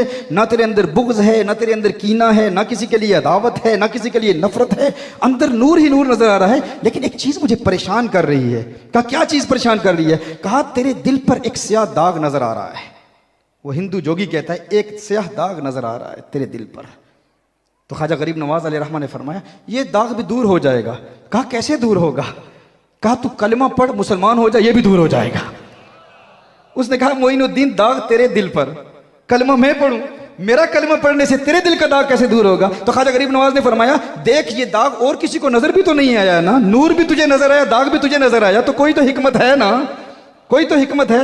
उसने कहा तो कलमा में क्यों पढ़ूं। आपने फरमाया इतने मुजाहदे किए, इतनी रियासतें की, इतनी कोशिशें की, इतनी मेहनत की, इतनी जिद्दोजहद की कि तू उस रब को पा ले, ये काम भी एक मरतबा कर ले, ये तरीका भी एक मरतबा आजमा ले। उसने कहा ठीक है फिर मोइनुद्दीन पढ़ा कलमा, ये कलमा भी पढ़ लेता हूँ एक मरतबा, शायद इस वजह से मुझे हकीकत तक रसाई हासिल हो जाए। कैसा खुशकिस्मत था वो शख्स जिसे मोइनुद्दीन खुद कलमा पढ़ा रहे हैं। ख्वाजा गरीब नवाज खुद कलमा पढ़ा रहे हैं। ख्वाजा गरीब नवाज ने कलमा पढ़ाया। जो ही ख्वाजा गरीब नवाज ने कलमा पढ़ाया, उसने पढ़ा अशहदु अल्ला इलाहा इल्लल्लाह व अशहदु अन्न मुहम्मदन अब्दुहु व रसूलुहु सल्लल्लाहु अलैहि वसल्लम। देखता है कि फ़ौरन ख्वाजा गरीब नवाज के दिल से वो स्याह दाग उड़ जाता है, गायब हो जाता है। ख्वाजा गरीब नवाज ने कलमा पढ़ाया, ख्वाजा गरीब नवाज के दिल का दाग दूर हो गया। कदमों से लिपट के कहता है, ए मोइनुद्दीन बता, दाग तेरे दिल पर, कलमा मैंने पढ़ा, ये दाग उड़ा कैसे? तो ख्वाजा गरीब नवाज अलैहि रहमान ने इरशाद फरमाया, तू इस वक्त मोइनुद्दीन के सामने नहीं बैठा, आईने के सामने बैठा है। हम औलिया की जमात आईने की तरह होती हैं, हम आईने की तरह हैं। तू मोइनुद्दीन के सामने नहीं, आईने के सामने बैठा है। तू मोइनुद्दीन के दिल के स्याह दाग को नहीं देख रहा था, तू अपने दिल के स्याह दाग को देख रहा था। ये तेरे अंदर कुफर का दाग था जो तुझे मोइनुद्दीन के आईने से नजर आ रहा था। मोइनुद्दीन ने तुझे तेरा कुफर दिखाया, तूने कलमा पढ़ा, तेरा दाग दूर हो गया। तूने समझा मेरा दाग दूर हुआ, वो मेरा नहीं दूर हुआ। अल्लाह ने तेरे मुकद्दर में कलमा लिखा था, लेकिन मिला मोइनुद्दीन के वसीले से। ये इनकी फिरासत होती है अहलुल्लाह की। इनके कुर्ब से बेईमान आए तो ईमान की दौलत हासिल करके जाता है। ख्वाजा निजामुद्दीन औलिया महबूब इलाही बीमार हो गए। एक पंडित आया दम करने के लिए। ख्वाजा निजामुद्दीन औलिया महबूब इलाही को दम करने के लिए एक पंडित आता है और दम करता है, फौरन ठीक हो जाते हैं। ख्वाजा निजामुद्दीन फरमाते हैं, तेरा मुजाहदा क्या है, तेरी रियाजत क्या है, तूने क्या मेहनत की है कि तेरी जुबान में इतनी तासीर पैदा हो गई कि तूने निजामुद्दीन औलिया महबूब इलाही जैसे वली कामिल पर दम किया और वो फौरन ठीक हो गया। उसने कहा, और कोई मुजाहदा नहीं है, और कोई रियाजत नहीं है, मैं हमेशा अपने नफ्स के खिलाफ करता हूँ। जो मेरा नफ्स कहता है ना, मैं उसका उल्ट करता हूँ। नफ्स कहता है चावल खा, मैं रोटी खा लेता हूँ। नफ्स कहता है ठंडा पानी पी, मैं गर्म पानी पी लेता हूँ। नफ्स कहता है दूध पी, मैं कुछ और पी लेता हूँ, शरबत पी लेता हूँ। मैं हमेशा अपने नफ्स के खिलाफ करता हूँ। इस खिलाफ करने की वजह से मेरी जुबान में इतनी तासीर पैदा हो गई है कि मैं जिस पर दम करता हूँ वो ठीक हो जाता है। तो ख्वाजा निजामुद्दीन औलिया रहमहुल्लाह ने उसके कान में एक जुमला कहा, फिर और कुछ कहने की जरूरत पेश नहीं आई। उन्होंने एक जुमला कहा, फिर और कुछ नहीं कहा, फिर सब कुछ उसने कहा। उन्होंने कान में एक जुमला कहा, उसने कहा अशहदु अल्ला इलाहा इल्लल्लाह व अशहदु अन्न मुहम्मदन अब्दुहु व रसूलुहु। कलमा पढ़ के मुसलमान हो गया। मुरीद पूछते हैं कि आप तो इलाज कराने के लिए आए थे, इसका इलाज कर दिया। अल्लाह के वली इलाज कराने के लिए नहीं आते, वो इलाज करने के लिए आते हैं। कहा फिर इसको क्या कहा कान में कि जिसकी वजह से ये कुफ्र से पाक हो गया? कहा मैंने और कुछ नहीं कहा, ना कोई दलीलें दी, ना कोई अकली दलाइल, ना कोई मंतकी दलाइल, ना कोई फलसफी दलाइल। ये वलियों का अंदाज है। अल्लाह ने इनको फिरासत दी है, इत्तकू फिरासतल मोमिन फइन्नहु यंजुरु बिनूरिल्लाह। अल्लाह के वली की फिरासत से डरो कि वो अल्लाह के नूर से देखता है। उसका अंदाज दिल बराना होता है, उसका अंदाज जुदा होता है। कहा फिर कलमा कैसे पढ़ाया? कहा उसने कहा था ना कि मैं हमेशा अपने नफ्स के खिलाफ करता हूँ। नफ्स कहता है ठंडा पानी पी तो मैं गर्म पीता हूँ, नफ्स कहता है चावल खा तो मैं रोटी खाता हूँ। तो मैंने उसके कान में एक जुमला कहा, मैंने कहा तेरा नफ्स इस बात पे राजी है कि तू मुसलमान हो जाए? कहा नहीं नहीं नहीं नहीं, मुसलमान तो नहीं हो सकता। कहा फिर नफ्स का उलट करना, मेरा ये बात कहना था कि उसने फौरन उलट किया, कलमा पढ़ के मुसलमान हो गया। ये अल्लाह के वलियों का तरीका होता है।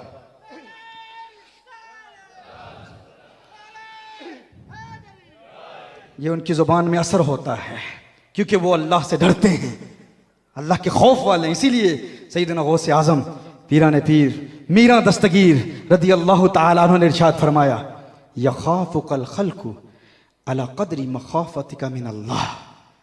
जितना तू अल्लाह से डरेगा इतना ही अल्लाह की मखलूक तुझसे डरेगी। जितना तेरे दिल में अल्लाह का खौफ होगा उतना ही अल्लाह की मखलूक तुझसे डरेगी। तुझे कोई तंग नहीं करेगा, लेकिन तू अल्लाह वाला बन के तो देख, अल्लाह का कुर्ब हासिल करके तो देख, अल्लाह जल्ल व अला कि महबूब सल्लल्लाहु अलैहि वसल्लम का कुर्ब हासिल करके तो देख। अगर यहाँ की हसीनाओं के चेहरे भी देख रहा है, रात के वक्त हराम देख रहा है, बदनिगाही कर रहा है और फिर कह रहा है कि मेरे दिल में खौफ खुदा क्यों नहीं? पहले तज़किया नफ्स के रूहानी मराहिल तय करके देख, फिर देख दिल की दुनिया ऐसी आबाद होगी, हकीकी खौफ पैदा होगा, अल्लाह का हकीकी डर पैदा होगा, हुजूर अकरम सल्लल्लाहु अलैहि वसल्लम का सच्चा प्यार दिल में पैदा होगा। तकवा वाले बनने की कोई, हम तो आमतौर पर लोग कह देते हैं ना, मैं तो मुत्तकी हूँ यार, हम तो तकवा वाले हैं। यही जुमला बहुत आम कहा जाता है। हम तो इखलास के साथ दीन की मेहनत कर रहे हैं। इमाम नववी रहमहुल्लाह इरशाद फरमाते हैं, ये दावा ही गलत है कि हम इखलास वाले हैं। कभी ये नहीं कहना चाहिए कि हम इखलास के साथ मेहनत कर रहे हैं।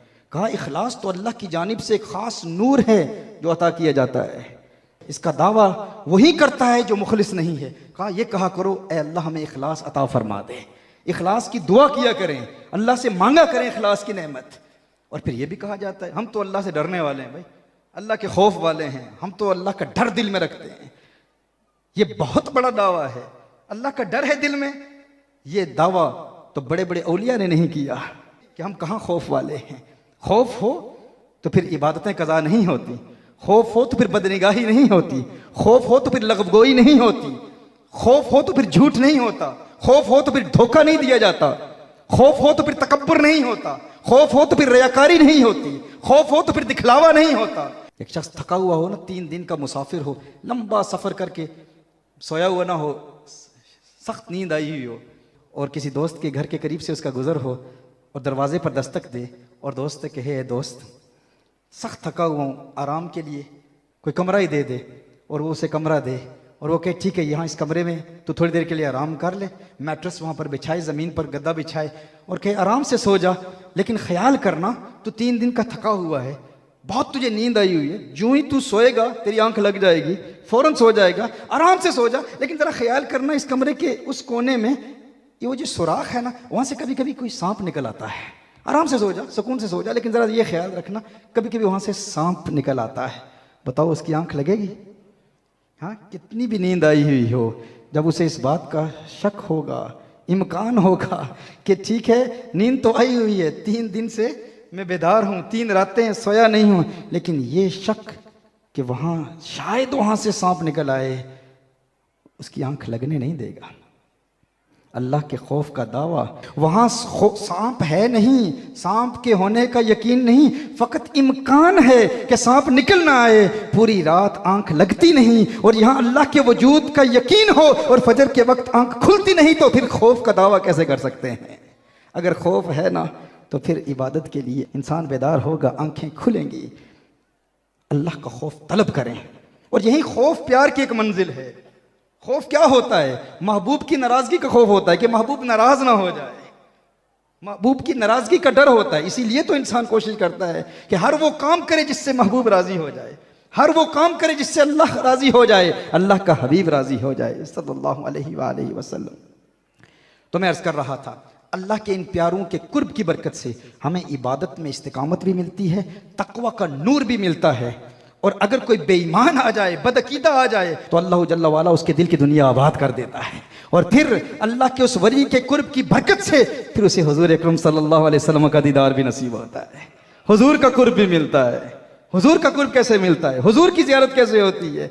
ये अल्लाह वालों की महफिल है ना। मुझे कहा गया था कि आप अपने लेक्चर्स में मंतक की बातें करते हैं, उसूल फ़िक़्ह की बातें करते हैं, इल्म कलाम की बातें करते हैं, तो यहाँ लोगों को वो समझ नहीं आएंगी। देहात के कुछ लोग होते हैं, हर बंदा उनको समझ नहीं पाता, तो आज मैंने इसलिए अपना अंदाज़ ज़रा बदला है। कोई इस्तिलाहात, टेक्निकल टर्मिनोलॉजी बिल्कुल इस्तेमाल नहीं कर रहा। मुल्क शाम का एक नौजवान था, अपने शेख के पास गया, मुर्शिद के पास गया कि मुर्शिद मैं हुजूर को देखना चाहता हूँ, हुजूर की ज़ियारत करना चाहता हूँ, कोई विर्द दें, वजीफ़ा दें।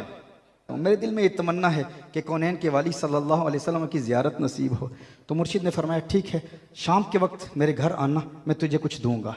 रात के वक्त मुर्शिद की बारगाह में हाजिर होता है, तो मुर्शिद ने उसके लिए खाने का अहतमाम किया, खाने का अहतमाम किया, अच्छा अहतमाम किया, लेकिन खाने में नमक बहुत ज़्यादा डाल दिया, बहुत ज़्यादा नमक डाल दिया, और ऊपर पानी भी नहीं दिया, पीने के लिए पानी भी नहीं दिया, खाने में नमक बहुत ज़्यादा डाल दिया।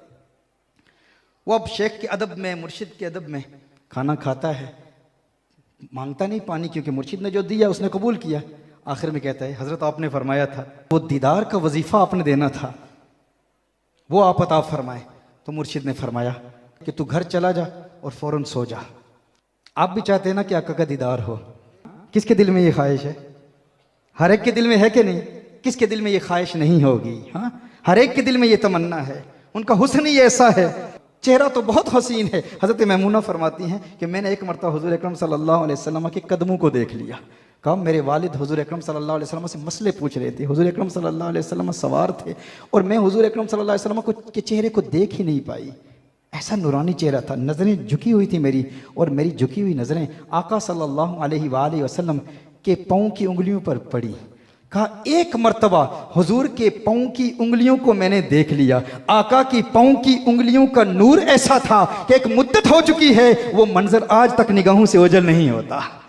एक मर्तबा आका के पाँव की उंगलियों को देख लिया। कहा ऐसी हसीन उंगलियां थीं, एक मुद्दत बीत गई, आज दिन तक वो मंजर आंखों से ओझल नहीं होता। मैं कहता हूं जो आका के पाँव की उंगलियों को एक मर्तबा देख ले, मुद्दत गुजर जाए, आका के पाँव की उंगलियों का हुस्न निगाहों से ओझल नहीं होता। अगर ये पाँव की उंगलियों का नूर है तो चेहरा वद्दुहा के नूर का आलम क्या होगा, कि चेहरे के नूर का आलम क्या होगा। नाराए तकबीर, नाराए रिसालत, शान मुस्तफ़ा, मकाम मुस्तफ़ा, गुलामान मुस्तफ़ा, उलमाए अहले सुन्नत। और चेहरे का नूर कैसा है?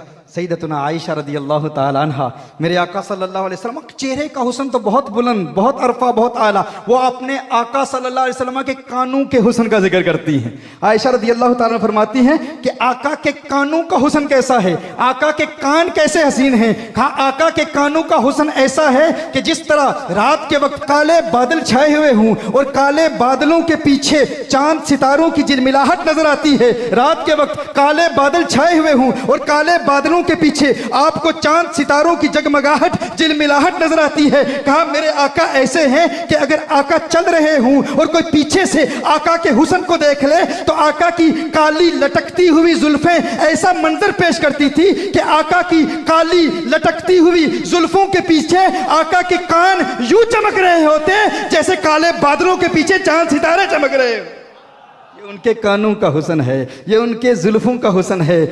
मैं जुल्फे यार तेरे बाल बाल के सदके, रिहाई जिससे न हो जाल के सदके, और जो हशर तक न दे चैन कब्र में बेदम, मैं ऐसी याद के कुर्बा ख्याल के सदके। ये उनकी जुल्फे हैं। हाँ, ये आका की जुल्फों का हुस्न है। आका के दिल में, जिगर में, आंख में बस तू ही तू रहे, इसके सिवा न दिल में कोई आरज़ू रहे। इस एहतिमाम में, शौक में सजदे करूं अदा, तेरा ख्याल आए तो दिल बावजू रहे। और जन्नत मेरे नसीब की वाइस को बख्श दे, मेरे कफन में गैस हुए जाना की बू रहे। ये उनका हुस्न है, उनके सर का हुस्न, उनके पाँव का हुस्न। सर से पांव तक देखें सरताब कदम है तने सुल्ताने जमन फूल, लब फूल, दहन फूल, जकन फूल, बदन फूल, सारा जिस्म फूल। और क्या बात रजा उस चमनिस्ताने करम की, ज़हरा है कली जिसमें हुसैन और हसन फूल, लब फूल, दहन फूल, जकन फूल, बदन फूल। ये उनका हुस्न है। वो अपने मुर्शिद के पास जाता है, मुर्शिद ने खाना खिलाया, नमक बहुत डाल दिया, पीने के लिए पानी भी नहीं दिया। हजरत आपने फरमाया था आका का दीदार होगा, मैं आका को देखना चाहता हूं। आपने फरमाया घर चला जा, पानी नहीं पीना, फौरन सो जाना। वो घर जाता है, बगैर पानी पिए फौरन सो जाता है। फजर के वक्त मुर्शिद की बारगाह में आता है। मुल्क शाम में एक वली, एक कामिल का मुरीद मुर्शिद के बारगाह में आता है। आपने फरमाया था आका का दीदार होगा, आपने फरमाया था वजीफा अता फरमाएंगे, विर्द अता फरमाएंगे, मुझे तो दीदार नहीं हासिल हुआ। आपने फरमाया फौरन घर चला गया था, फौरन चला गया था, फौरन सो गया था, फौरन सो गया था। बता ख्वाब में क्या देखा? उसने कहा क्या देखा? जहां नजर उठाई कुएं नजर आए, दरिया नजर आए, समंदर नजर आए, जहां नजर उठाई पानी ही पानी नजर आया।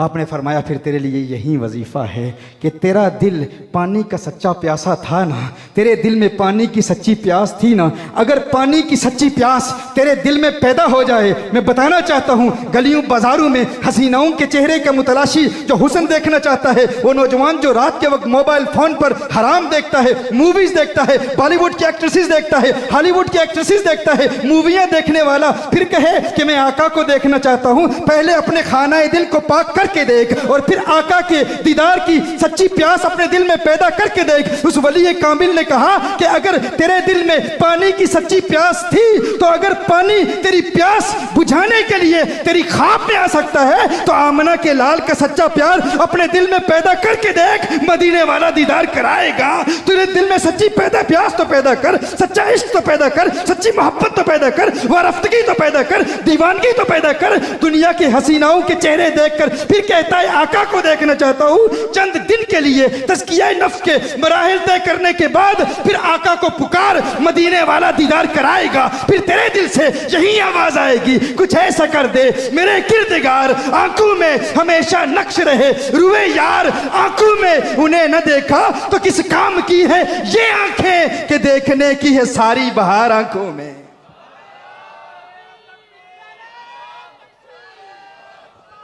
नाराए रिसालत, नाराए रिसालत, जो हो ना इश्क मुस्तफा, जो हो ना इश्क मुस्तफा, ताजदारे खत्मे नबूवत, ताजदारे खत्मे नबूवत, ताजदारे खत्मे नबूवत।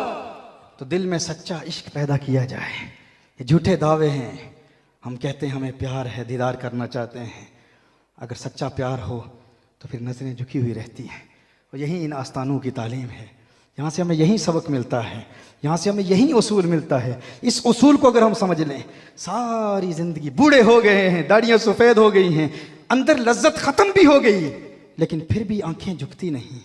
हाँ, दाढ़ियाँ सफ़ेद हो गई हैं, ख्वाहिशात ख़त्म हो गई हैं, लेकिन फिर भी देखने की ख्वाहिश है। अगर लज्जते तर्क लज्जत बदानी, दिगर लज्जते नफ्स लज्जत न खानी। तर्क लज्जत भी नहीं लज्जत से कम, कुछ मज़ा इसका भी देखा चाहिए। क्या वो ज़िंदगी है, क्या ज़िंदगी, पूरी ज़िंदगी हमने गुजार दी, अभी भी ख्वाहिशात। 40 साल उम्र अजीज़त गुज़श्त, मिजाजे तो अजहाल तिफली न गश्त। 40 साल बीत गए, शेख सादी शराजी फरमाते हैं, अभी भी बचपना नहीं गया। जिस तरह छोटे बच्चे के सामने स्वीट्स रखते हैं, हर नई चीज़ को वो हासिल करने की कोशिश करेगा, जो कुछ सामने रखेंगे वो उठाएगा, ये भी खा लूँ, ये भी खा लूँ। 40 साल ज़िंदगी के बीत गए, 50 साल बीत गए, 60 साल बीत गए, अभी भी अल्लाह की मारिफत का नूर नहीं मिला। क्यों? क्योंकि इसी नफ्स की तस्कीन के लिए मेहनत जारी है। इस नफ्स को फीड किया जा रहा है। इन आस्थानों से इस नफ्स के खिलाफ अमल करने का तरीका सिखाया जाता है। आइए आज हम इरादा करें, इस नफ्स का मुकाबला करेंगे, इस नफ्स को मारेंगे, वो सुकून की कैफियत पैदा होगी। फिर दुनिया का हुस्न हमें अच्छा नहीं लगेगा। फिर एक ही आवाज़ आएगी, अब मेरी निगाहों में जचता नहीं कोई, जैसे मेरी सरकार है वैसा नहीं कोई। तो मैंने कहा था, इस नमाज को भी हम जब पढ़ेंगे तो इस तसव्वुर के साथ, और फिर दूसरा अमल अपने नौजवान भाइयों तक, अपने दोस्तों तक, अपने अहबाब तक पहुंचाना चाहता हूं कि अपनी ज़ुबानों को अल्लाह के नाम से तर रखें। अल्लाह अल्लाह दुरूद व सलाम पढ़ते रहें। ये इसका बरह रास्त असर दिल पर होता है। एक शख्स हुजूर की बारगाह में हाजिर होता है, अर्ज़ करता है, या रसूल अल्लाह सल्लल्लाहु अलैहि वसल्लम, दीन बड़ा मुश्किल है, कोई एक काम दें मैं उस पर अमल करूँ, वो मेरे लिए काफ़ी हो जाए। नबी करीम सल्लल्लाहु अलैहि वसल्लम ने इरशाद फरमाया, अपनी ज़ुबान को अल्लाह के नाम के साथ तर रखो, मशगूल रखो, मसरूफ़ रखो। हर वक्त ला इलाहा इल्लल्लाह, हर वक्त नबी करीम सल्लल्लाहु अलैहि वसल्लम की बारगाह में दरूद व सलाम के गजरे हों। इसका बरह रास्त दिल पर असर होगा और दिल की दुनिया बदलेगी। फ़लसफ़ी कहेंगे कि इसका असर क्या होता है, हम तो अल्लाह को मौसर मानते हैं, अल्लाह के नाम को मौसर नहीं मानते। वह इंसान गुनाह कर रहा है, गुनाहों का सिलसिला जारी है, पर अल्लाह अल्लाह करते हुए क्या फ़ायदा होगा, अल्लाह अल्लाह कहते हुए क्या फ़ायदा होगा। याद रखें, अल्लाह के नाम में ऐसी कुव्वत है, ऐसी ताकत है कि इंसान के दिल की दुनिया बदल देता है। हज़रत अबू बकर शिबली अलैहिर्रहमा एक दर्स दे रहे हैं और उनके दर्स में बू अली सीना, अपने दौर का बड़ा फ़लसफ़ी अविसीना मौजूद है। आप अल्लाह के नाम की कुव्वत बयान कर रहे हैं कि अल्लाह के नाम में इतनी तासीर है कि अल्लाह का नाम इंसान के दिल की दुनिया बदल देता है। बू अली सीना खड़ा हो जाता है, वो कहता है, ए अबू बकर शिबली, हम नहीं मानते। कहा क्यों नहीं मानते? कहा हम फ़लसफ़ी हैं, फ़लसफ़ी 4 शक्लों से बात करते हैं।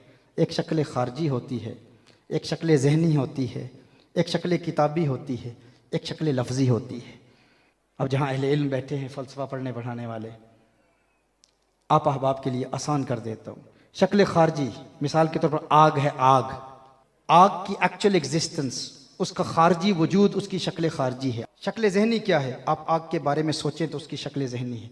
आप कागज़ पर आग लिखें तो शक्ल किताबी है। आप आग का तलफ़ुज़ करें तो शक्ल लफ्ज़ी है। तो बू अली सीना ने कहा, हम तो खारजी एग्जिस्टेंस को, एक्सटर्नल एग्जिस्टेंस को, शक्ल खारजी को मौसर मानते हैं कि आग में ये तासीर है कि किसी चीज़ को जला दे, लेकिन जब हम आग के बारे में सोचते हैं, आग की शक्ल ज़हनी, तो हमारा दिमाग तो नहीं जलता। कागज पर आग लिखते हैं शक्ल किताबी, तो कागज तो नहीं जलता। आग कहते हैं, तलफ़ुज़ करते हैं, तो जुबान तो नहीं जलती। तो हम अशिया की शक्ल खारजी को मुअस्सिर मानते हैं कि आग खुद जलाएगी, लेकिन शक्ल किताबी, शक्ल ज़हनी, शक्ल लफ्जी ये मुअस्सिर नहीं होती। कहा हमने तो अब भी अल्लाह के वजूद को माना है कि अल्लाह दिलों की दुनिया बदल देता है, लेकिन तुम कहते हो अल्लाह का नाम दिल की दुनिया बदल देगा, दिलों को पाक कर देगा। हम इस बात को कैसे मान सकते हैं? हम शक्ल खारजी को मुअस्सिर मानते हैं।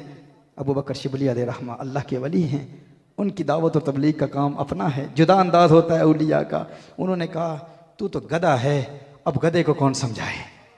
अब अबू अली सीना अपने दौर का फिलासफर, बड़ा फलसफी, वो जलाल में आ गया, गुस्से में आ गया। अबू बकर शिबली इतने बड़े शेख, आपने मुझे गधा ही कह दिया, इतने बड़े मजमे में चेहरा सुर्ख हो गया। अबू बकर शिबली रहमा फरमाते हैं मैं तुझे यही बात समझाना चाहता था, एक मसला समझाना चाहता था। तूने बड़ी रौनक से कहा ना कि फ़कत शक्ल खारजी ही मुअस्सिर होती है, शक्ल ज़हनी, शक्ल किताबी, शक्ल लफ्जी मुअस्सिर नहीं होती। कहा मैंने लफ्ज़ गधा कहा, देख तेरे चेहरे का रंग बदला कि नहीं बदला।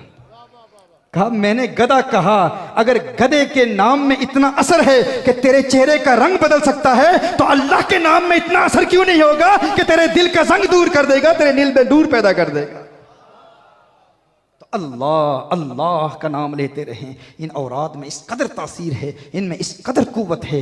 आज के इस मजलिस में, इस महफिल में ये पैगाम भी लेकर जाएं। रूहानी लंगर हम लेकर जाएंगे यहाँ से। आज के बाद जब हम नमाज कायम करेंगे, तो नमाज के दौरान भी जो 6 तसव्वुरात बयान किए हैं, हर नमाज में अपने आप को आमादा करेंगे, ये मेरी ज़िंदगी की आखिरी नमाज है, और आइंदा हफ्ते तक इंशाअल्लाह हम नमाज का तर्जुमा भी याद कर लेंगे। और फिर मलाइका के नुज़ूल का तसव्वुर भी होगा, और फिर हुजूर का तसव्वुर भी होगा, अल्लाह के नाम का तसव्वुर भी होगा, और पुल सिरात का तसव्वुर भी होगा। और इन ख्यालात में हमारा जहन गर्दिश करता रहेगा। फिर देखें वो नमाज खुद आपकी मुहाफिज बन जाएगी, खुद आपकी हिफाजत करेगी। और फिर ये याद रखें, इसका एक फ़ायदा ये भी है कि अल्लाह के वलियों के करीब रहकर जो नमाजें कायम करते हैं ना, जो करीब रहकर कायम करते हैं, उन्हें अल्लाह जल्ला वाला मार्फत का नूर देता है, अपनी मार्फत का नूर देता है, अपने कुर्ब का नूर देता है। ये वलियों के कुर्ब की बरकत है, दुनिया भी मिलती है, आखिरत भी मिलती है।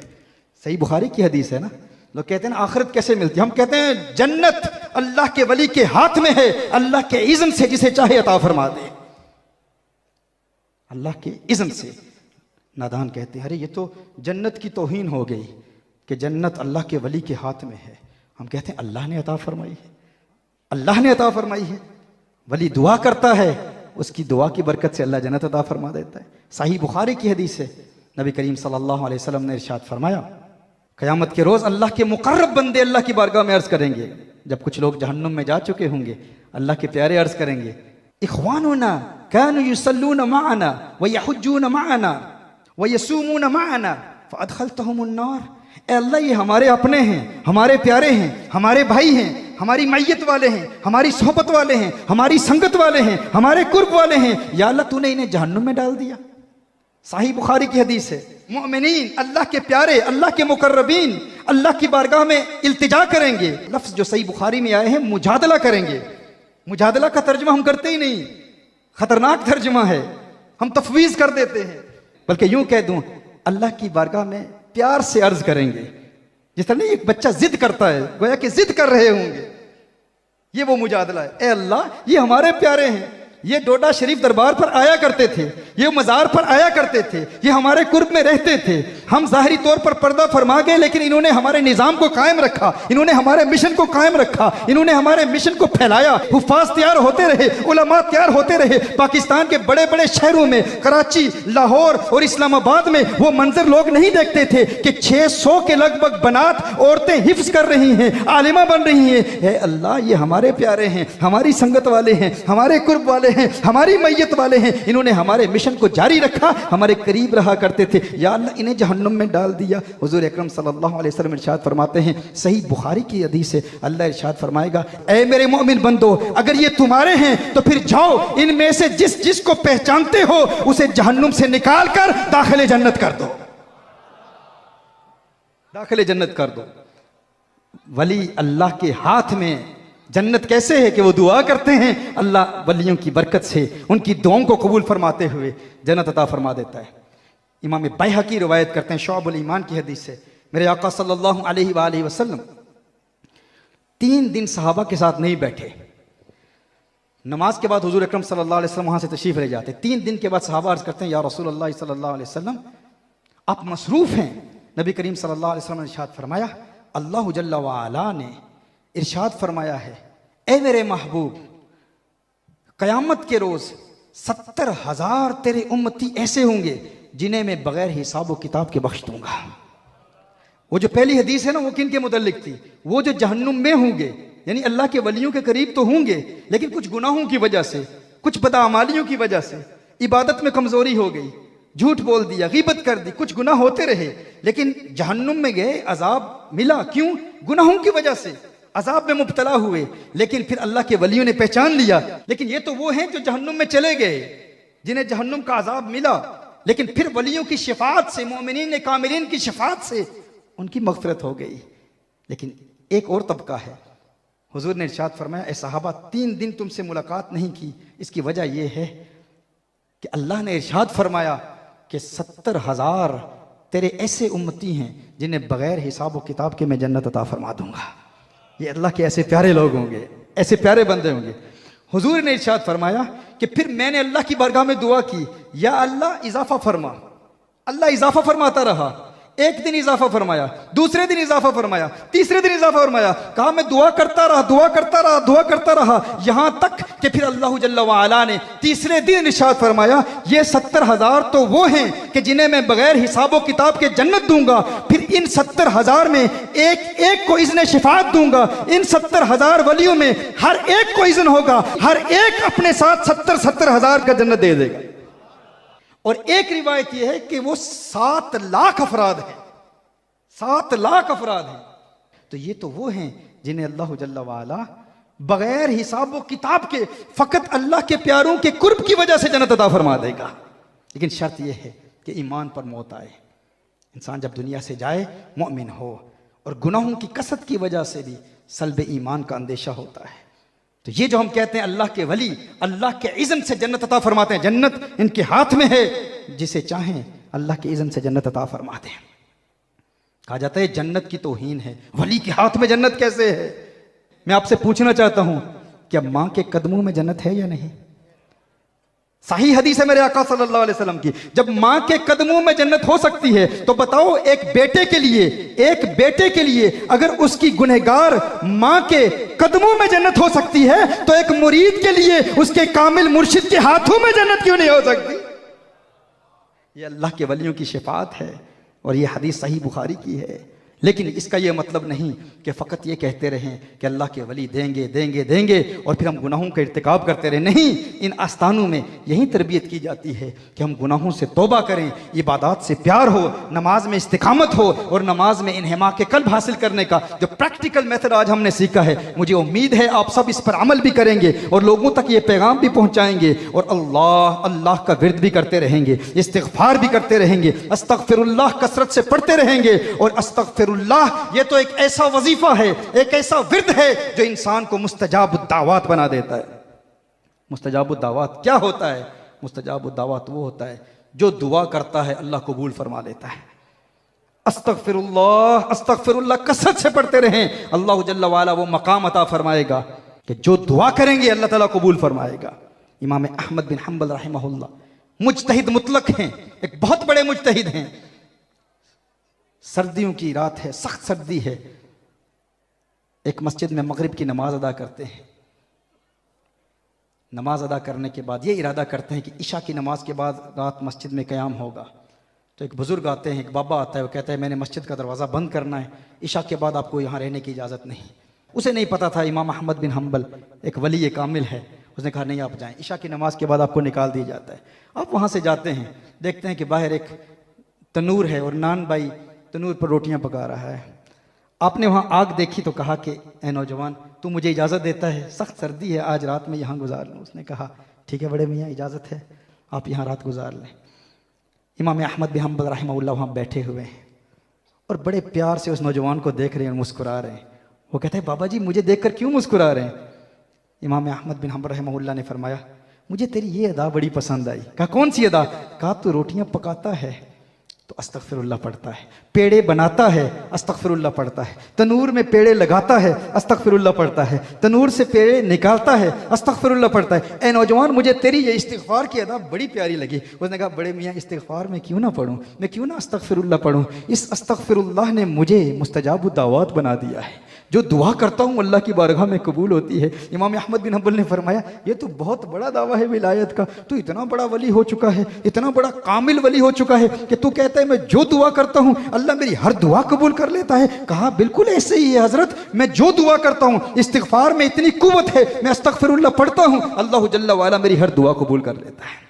आपने फरमाया, फिर ये तो बता आज किस नीयत से इस्तिगफार पढ़ रहा है। उसने कहा, बड़े मियाँ आपको पता नहीं, आज असल में मेरी इस तनूर पर ड्यूटी लगी हुई है। मेरे मालिक ने मुझे कहा है कि मैंने यहाँ रोटियाँ पकानी है। मैंने कहा मुझे छुट्टी दे दे, मुझे बहुत अहम काम है। उसने छुट्टी नहीं दी। उसने कहा कि तुझे रोटियाँ यहाँ पकानी है, तुझे इजाज़त नहीं है। तो मैंने कहा कि मैं इसके दरवाजे पर क्यों दस्तक दूँ, इससे भीख क्यों मांगूँ, इसके आगे मिन्नतें क्यों करूँ, इसके आगे जलील और रुस्वा क्यों हूँ। मैं तो इस्तिगफार पढ़ने वाला हूँ, अस्तगफिरुल्लाह पढ़ने वाला हूँ, मैं इस्तिगफार पढ़ूंगा, मेरी दुआ कबूल हो जाएगी। कहा, दुआ क्या है। कहा, बड़े मियाँ आपको पता नहीं, आज हमारे इलाके में अल्लाह का एक बहुत बड़ा वली आया हुआ है, उसकी जियारत करना चाहता हूं, उसे देखना चाहता हूं, इसलिए इस्तिगफार पढ़ रहा हूं। इमाम अहमद बिन हंबल ने फरमाया, जरा बता तो सही वो वली है कौन। कहा, आपको नहीं पता, अपने दौर का मुजतहिद मुतलक इमाम अहमद बिन हंबल आज हमारे इलाके में आया हुआ है, मैं उसे देखना चाहता हूं। इमाम अहमद बिन हंबल ने फरमाया, आप फिर सीने लग जा, अहमद बिन हंबल खुद तेरे पास आ गया है। तो यकीनन तकबीर, नाराए रिसालत, नाराए रिसालत, फैजान दरबार आलिया कादरिया कासमिया गौसिया डोडा शरीफ, हजूर किबला आलम, उलमाए अहले सुन्नत, फैजान औलिया। कहा, यकीनन तो मुस्तजाबु दावत है। मैं भी कहूं कि कोई किसी बूढ़े शख्स को सख्त सर्दी की रातों में मस्जिद से क्यों निकाले, मैं वहां रहना चाहता था, रात गुजारना चाहता था, लेकिन यकीनन ये तेरे इस इस्तिगफार की मिकनातीसी कशिश थी जो मुझे तेरी तरफ खींच रही थी। ये इस्तिगफार की बरकत थी। आज फिर मैं अहमद बिन हंबल तुझे देखने के लिए आया हूं, सीने लग जा, यकीनन तू मुस्तजाबु दावत है। तो ये अल्फाज का असर दिल पर होता है। इस्तिगफार की भी कसरत करें और दुरूद और सलाम के गजरे भी निछावर करते रहें। हुजूर अकरम सल्लल्लाहु अलैहि वसल्लम पर कसरत से दुरूद पढ़ते रहें। कसरत से दुरूद की बरकत से इंशाअल्लाह हुजूर का कुर्ब भी मिलेगा, ईमान की तक़वियत भी मिलेगी और फिर जिंदगी आसान होगी, क्योंकि दुरूद शरीफ इंसान को डिप्रेशन के मर्ज से पाक कर देता है, एंग्जाइटी के मर्ज से पाक कर देता है, मेंटल हेल्थ इश्यूज खत्म हो जाते हैं। औलाद अगर नाफरमान है तो फरमाबरदार बन जाती है। मैंने एक पूरा लेक्चर दिया है मोबाइल फोन्स जो हमारे बच्चों को बर्बाद कर रहे हैं, उसमें एक नुक्ता यह भी है कि एक रिदम में, एक तर्ज में माँ बाप इकट्ठे बैठ के दुरूद शरीफ पढ़ें, हर रोज कुछ वक्त निकाल लें, लेकिन तर्ज एक ही हो। इसकी वजह से इसका असर क्या होता है, ये दिल के खुलिये जो है ना, इनकी एक तासीर होती है। जिसके दिल का खुलिया ताकतवर हो, ये एक साइंटिफिक तहकीक है, बहुत इस पर रिसर्च की गई कि अगर रिदम मिल जाए, हम आवाज होकर, एक आवाज होकर, माँ बाप कुछ एक कलाम पढ़ रहे हूँ, बच्चे भी वहीं पढ़ रहे हूँ, तो उनके दिलों में प्यार पैदा हो जाता है। अहले मोहब्बत कहते हैं अगर बच्चा नाफरमान है ना, या वो जिद्दी है, या उसमें चिड़चिड़ापन है, या अहमक है, कम अकल है, कम फहम है, ज़हीन नहीं है, तो माँ बाप मिलके एक ही रिदम में, एक ही आवाज में हर रोज कुछ टाइम निकाल कर दुरूद शरीफ इकट्ठे पढ़ें। उस दुरूद शरीफ का दिल पे असर क्या होगा, नाफरमान बच्चा फरमा बरदार हो जाएगा, चिड़चिड़ापन खत्म हो जाएगा, जिद खत्म हो जाएगी। कम अकल है तो अल्लाह जल्ला वाला उसे फाहम फिरासत अता फरमाएगा, हाफजे में कमी है तो अल्लाह जल्ला वाला उसके हाफजे को तक़वियत देगा। ये दुरूद शरीफ की बरकत है। आप हुजूर का प्यार अपने दिल में पैदा कर रहे हैं, आखिरत तो संवरेगी, दुनिया भी संवर जाएगी। ये नवाज़िशें, ये इनायतें, गमे दो जहां से छुड़ा दिया, गमे मुस्तफ़ा तेरा शुक्रिया, मुझे जीना मरना सिखा दिया। ये उनका प्यार है जो जीना मरना सिखा देता है, जिंदगी के तरीके सिखाता है, उनकी मोहब्बत है, उनका उसवा है, उनकी सीरत है, उसे अपना ले तो सब कुछ संवर जाता है। ये दुनिया भी, वो दुनिया भी, क्योंकि ये दुनिया भी अल्लाह ने उसके लिए बनाई है, वो दुनिया भी अल्लाह ने अपने महबूब के लिए बनाई है। इसीलिए कहा ना, जमीन और जमा तुम्हारे लिए, मकीन और मका तुम्हारे लिए, चुनीन और चुना तुम्हारे लिए, बदन में है जान तुम्हारे लिए, दहन में जुबा तुम्हारे लिए, हम आए यहाँ तुम्हारे लिए, उठे भी वहां तुम्हारे लिए, जीना में चमन, चमन में समन, समन में फबन, फबन में दुल्हन, सजाए मेहन, पे ऐसे मनन, ये अमनो अमा तुम्हारे लिए। सब उसी के लिए बनाया गया है। उससे प्यार कर लो, दुनिया भी संवर जाएगी, आखिरत भी संवर जाएगी, दिल में भी सुकून मिलेगा, औलाद भी इताअत करेगी, दुश्मनों की दुश्मनियां खत्म होंगी, नफरत करने वालों की नफरतें खत्म होंगी। उनसे प्यार कर लो, क्योंकि वही हकीकी प्यार के हकदार हैं, क्योंकि ये सारा जमाना, सारी कायनात, सारी दुनिया उन्हीं के लिए बनाई गई हो ना। ये फूल तो बुलबुल का तरन्नुम भी न हो, चमने दहर में कलियों का तबस्सुम भी न हो, ये न साकी हो तो फिर मैं भी न हो, खुम भी न हो, बस मैं तौहीद भी दुनिया में न हो, तुम भी न हो। और बरेली का मुजाहिद अपने अंदाजे दिलबराना में कहता है, कहा ये सबा सनक, वो कली चटक, ये जुबान चहक, लबे जो झलक, ये महक झलक, ये चमक धमक, सब उसी के दम की बहार है, सब उसी के दम की बहार है। ये सबा सनक, वो कली चटक, ये जुबान चहक, लबे जो झलक, ये महक झलक, ये चमक धमक, सब उसी के दम की बहार है। ये समन, ये सौसन या समन, ये बनफ्श सुम्बुल नस्तरन, गुल सर्वे लाला भरा चमन, वही एक जलवा हजार है। वो न था तो बाग में कुछ न था, वो न हो तो बाग हो सब फना, बादब झुका लो सरे विला कि मैं नाम लूं गुल बाग का गुले तर मोहम्मद मुस्तफा। चमन उनका पाक दयार है, चमन उनका पाक दयार है। या रसूलल्लाह, नाराए रिसालत, नाराए रिसालत, ताजदारे खत्म नबूवत, ताजदारे खत्म नबूवत हजरत किबला पीर मोहम्मद साकिब इकबाल शामी साहब। अल्लाह जल्ला वाला हमें नबी करीम सल्लल्लाहु अलैहि वसल्लम का सच्चा प्यार अता फरमाए, सच्चा इश्क अता फरमाए, सच्ची मोहब्बत अता फरमाए। अब हम नमाज पढ़ेंगे, नमाज कायम करने वाले बनेंगे, ये इरादा करते हैं इंशाअल्लाह। कम से कम चंद ख्यालात तो हों ना यार, पूरी जिंदगी बीत गई हमारी, हमें यह भी नहीं पता कि नमाज की रूहानियत तक, रूहानी कुव्वतों तक रसाई हासिल करने का तरीका क्या है। हमें यह भी नहीं पता कि नमाज में किस तरह खुशू खुदू हासिल किया जाता है। आज अगर हमने ये तरीका सीखा है, अभी अपने आप को आमादा कर लेंगे कि ज़िंदगी की आखिरी नमाज है, अल्लाह तुझे राज़ी करने का ये आखिरी मौका है, ये मौका तूने हमें इस बारगाह की निस्बत से, इसकी बरकत से अता फरमाया। और फिर ये तसव्वुर कि मलाइका का नुज़ूल हो रहा है, और फिर पुल सिरात पे हम खड़े हैं और अल्लाह के नाम पर तवज्जो करेंगे, इस ख्याल से इंशाअल्लाह ताला नमाज कायम करेंगे। अल्लाह जल्ला वाला इस हाज़री को अपनी बारगाह में कबूल फरमाए। अल्लाह जल्ला वाला हर ख़ता मुआफ़ फरमाए, हर गुनाह मुआफ़ फरमाए। हम इज्तिमाई तौर पर अपने माजी के तमाम गुनाहों से तौबा करते हैं। अगर हमारी ज़ुबान से कोई कलिमा कुफ्र निकल गया हो तो या अल्लाह हम तौबा करते हैं और कलिमा तैयबा पढ़ते हैं, अशहदु अल्ला इलाहा इल्लल्लाह व अशहदु अन्न मुहम्मदन अब्दुहु व रसूलुहु, ला इलाहा इल्लल्लाह मुहम्मदुर रसूलुल्लाह सल्लल्लाहु अलैहि वसल्लम व आखिरु दअवाना अनिल हम्दुलिल्लाहि रब्बिल आलमीन।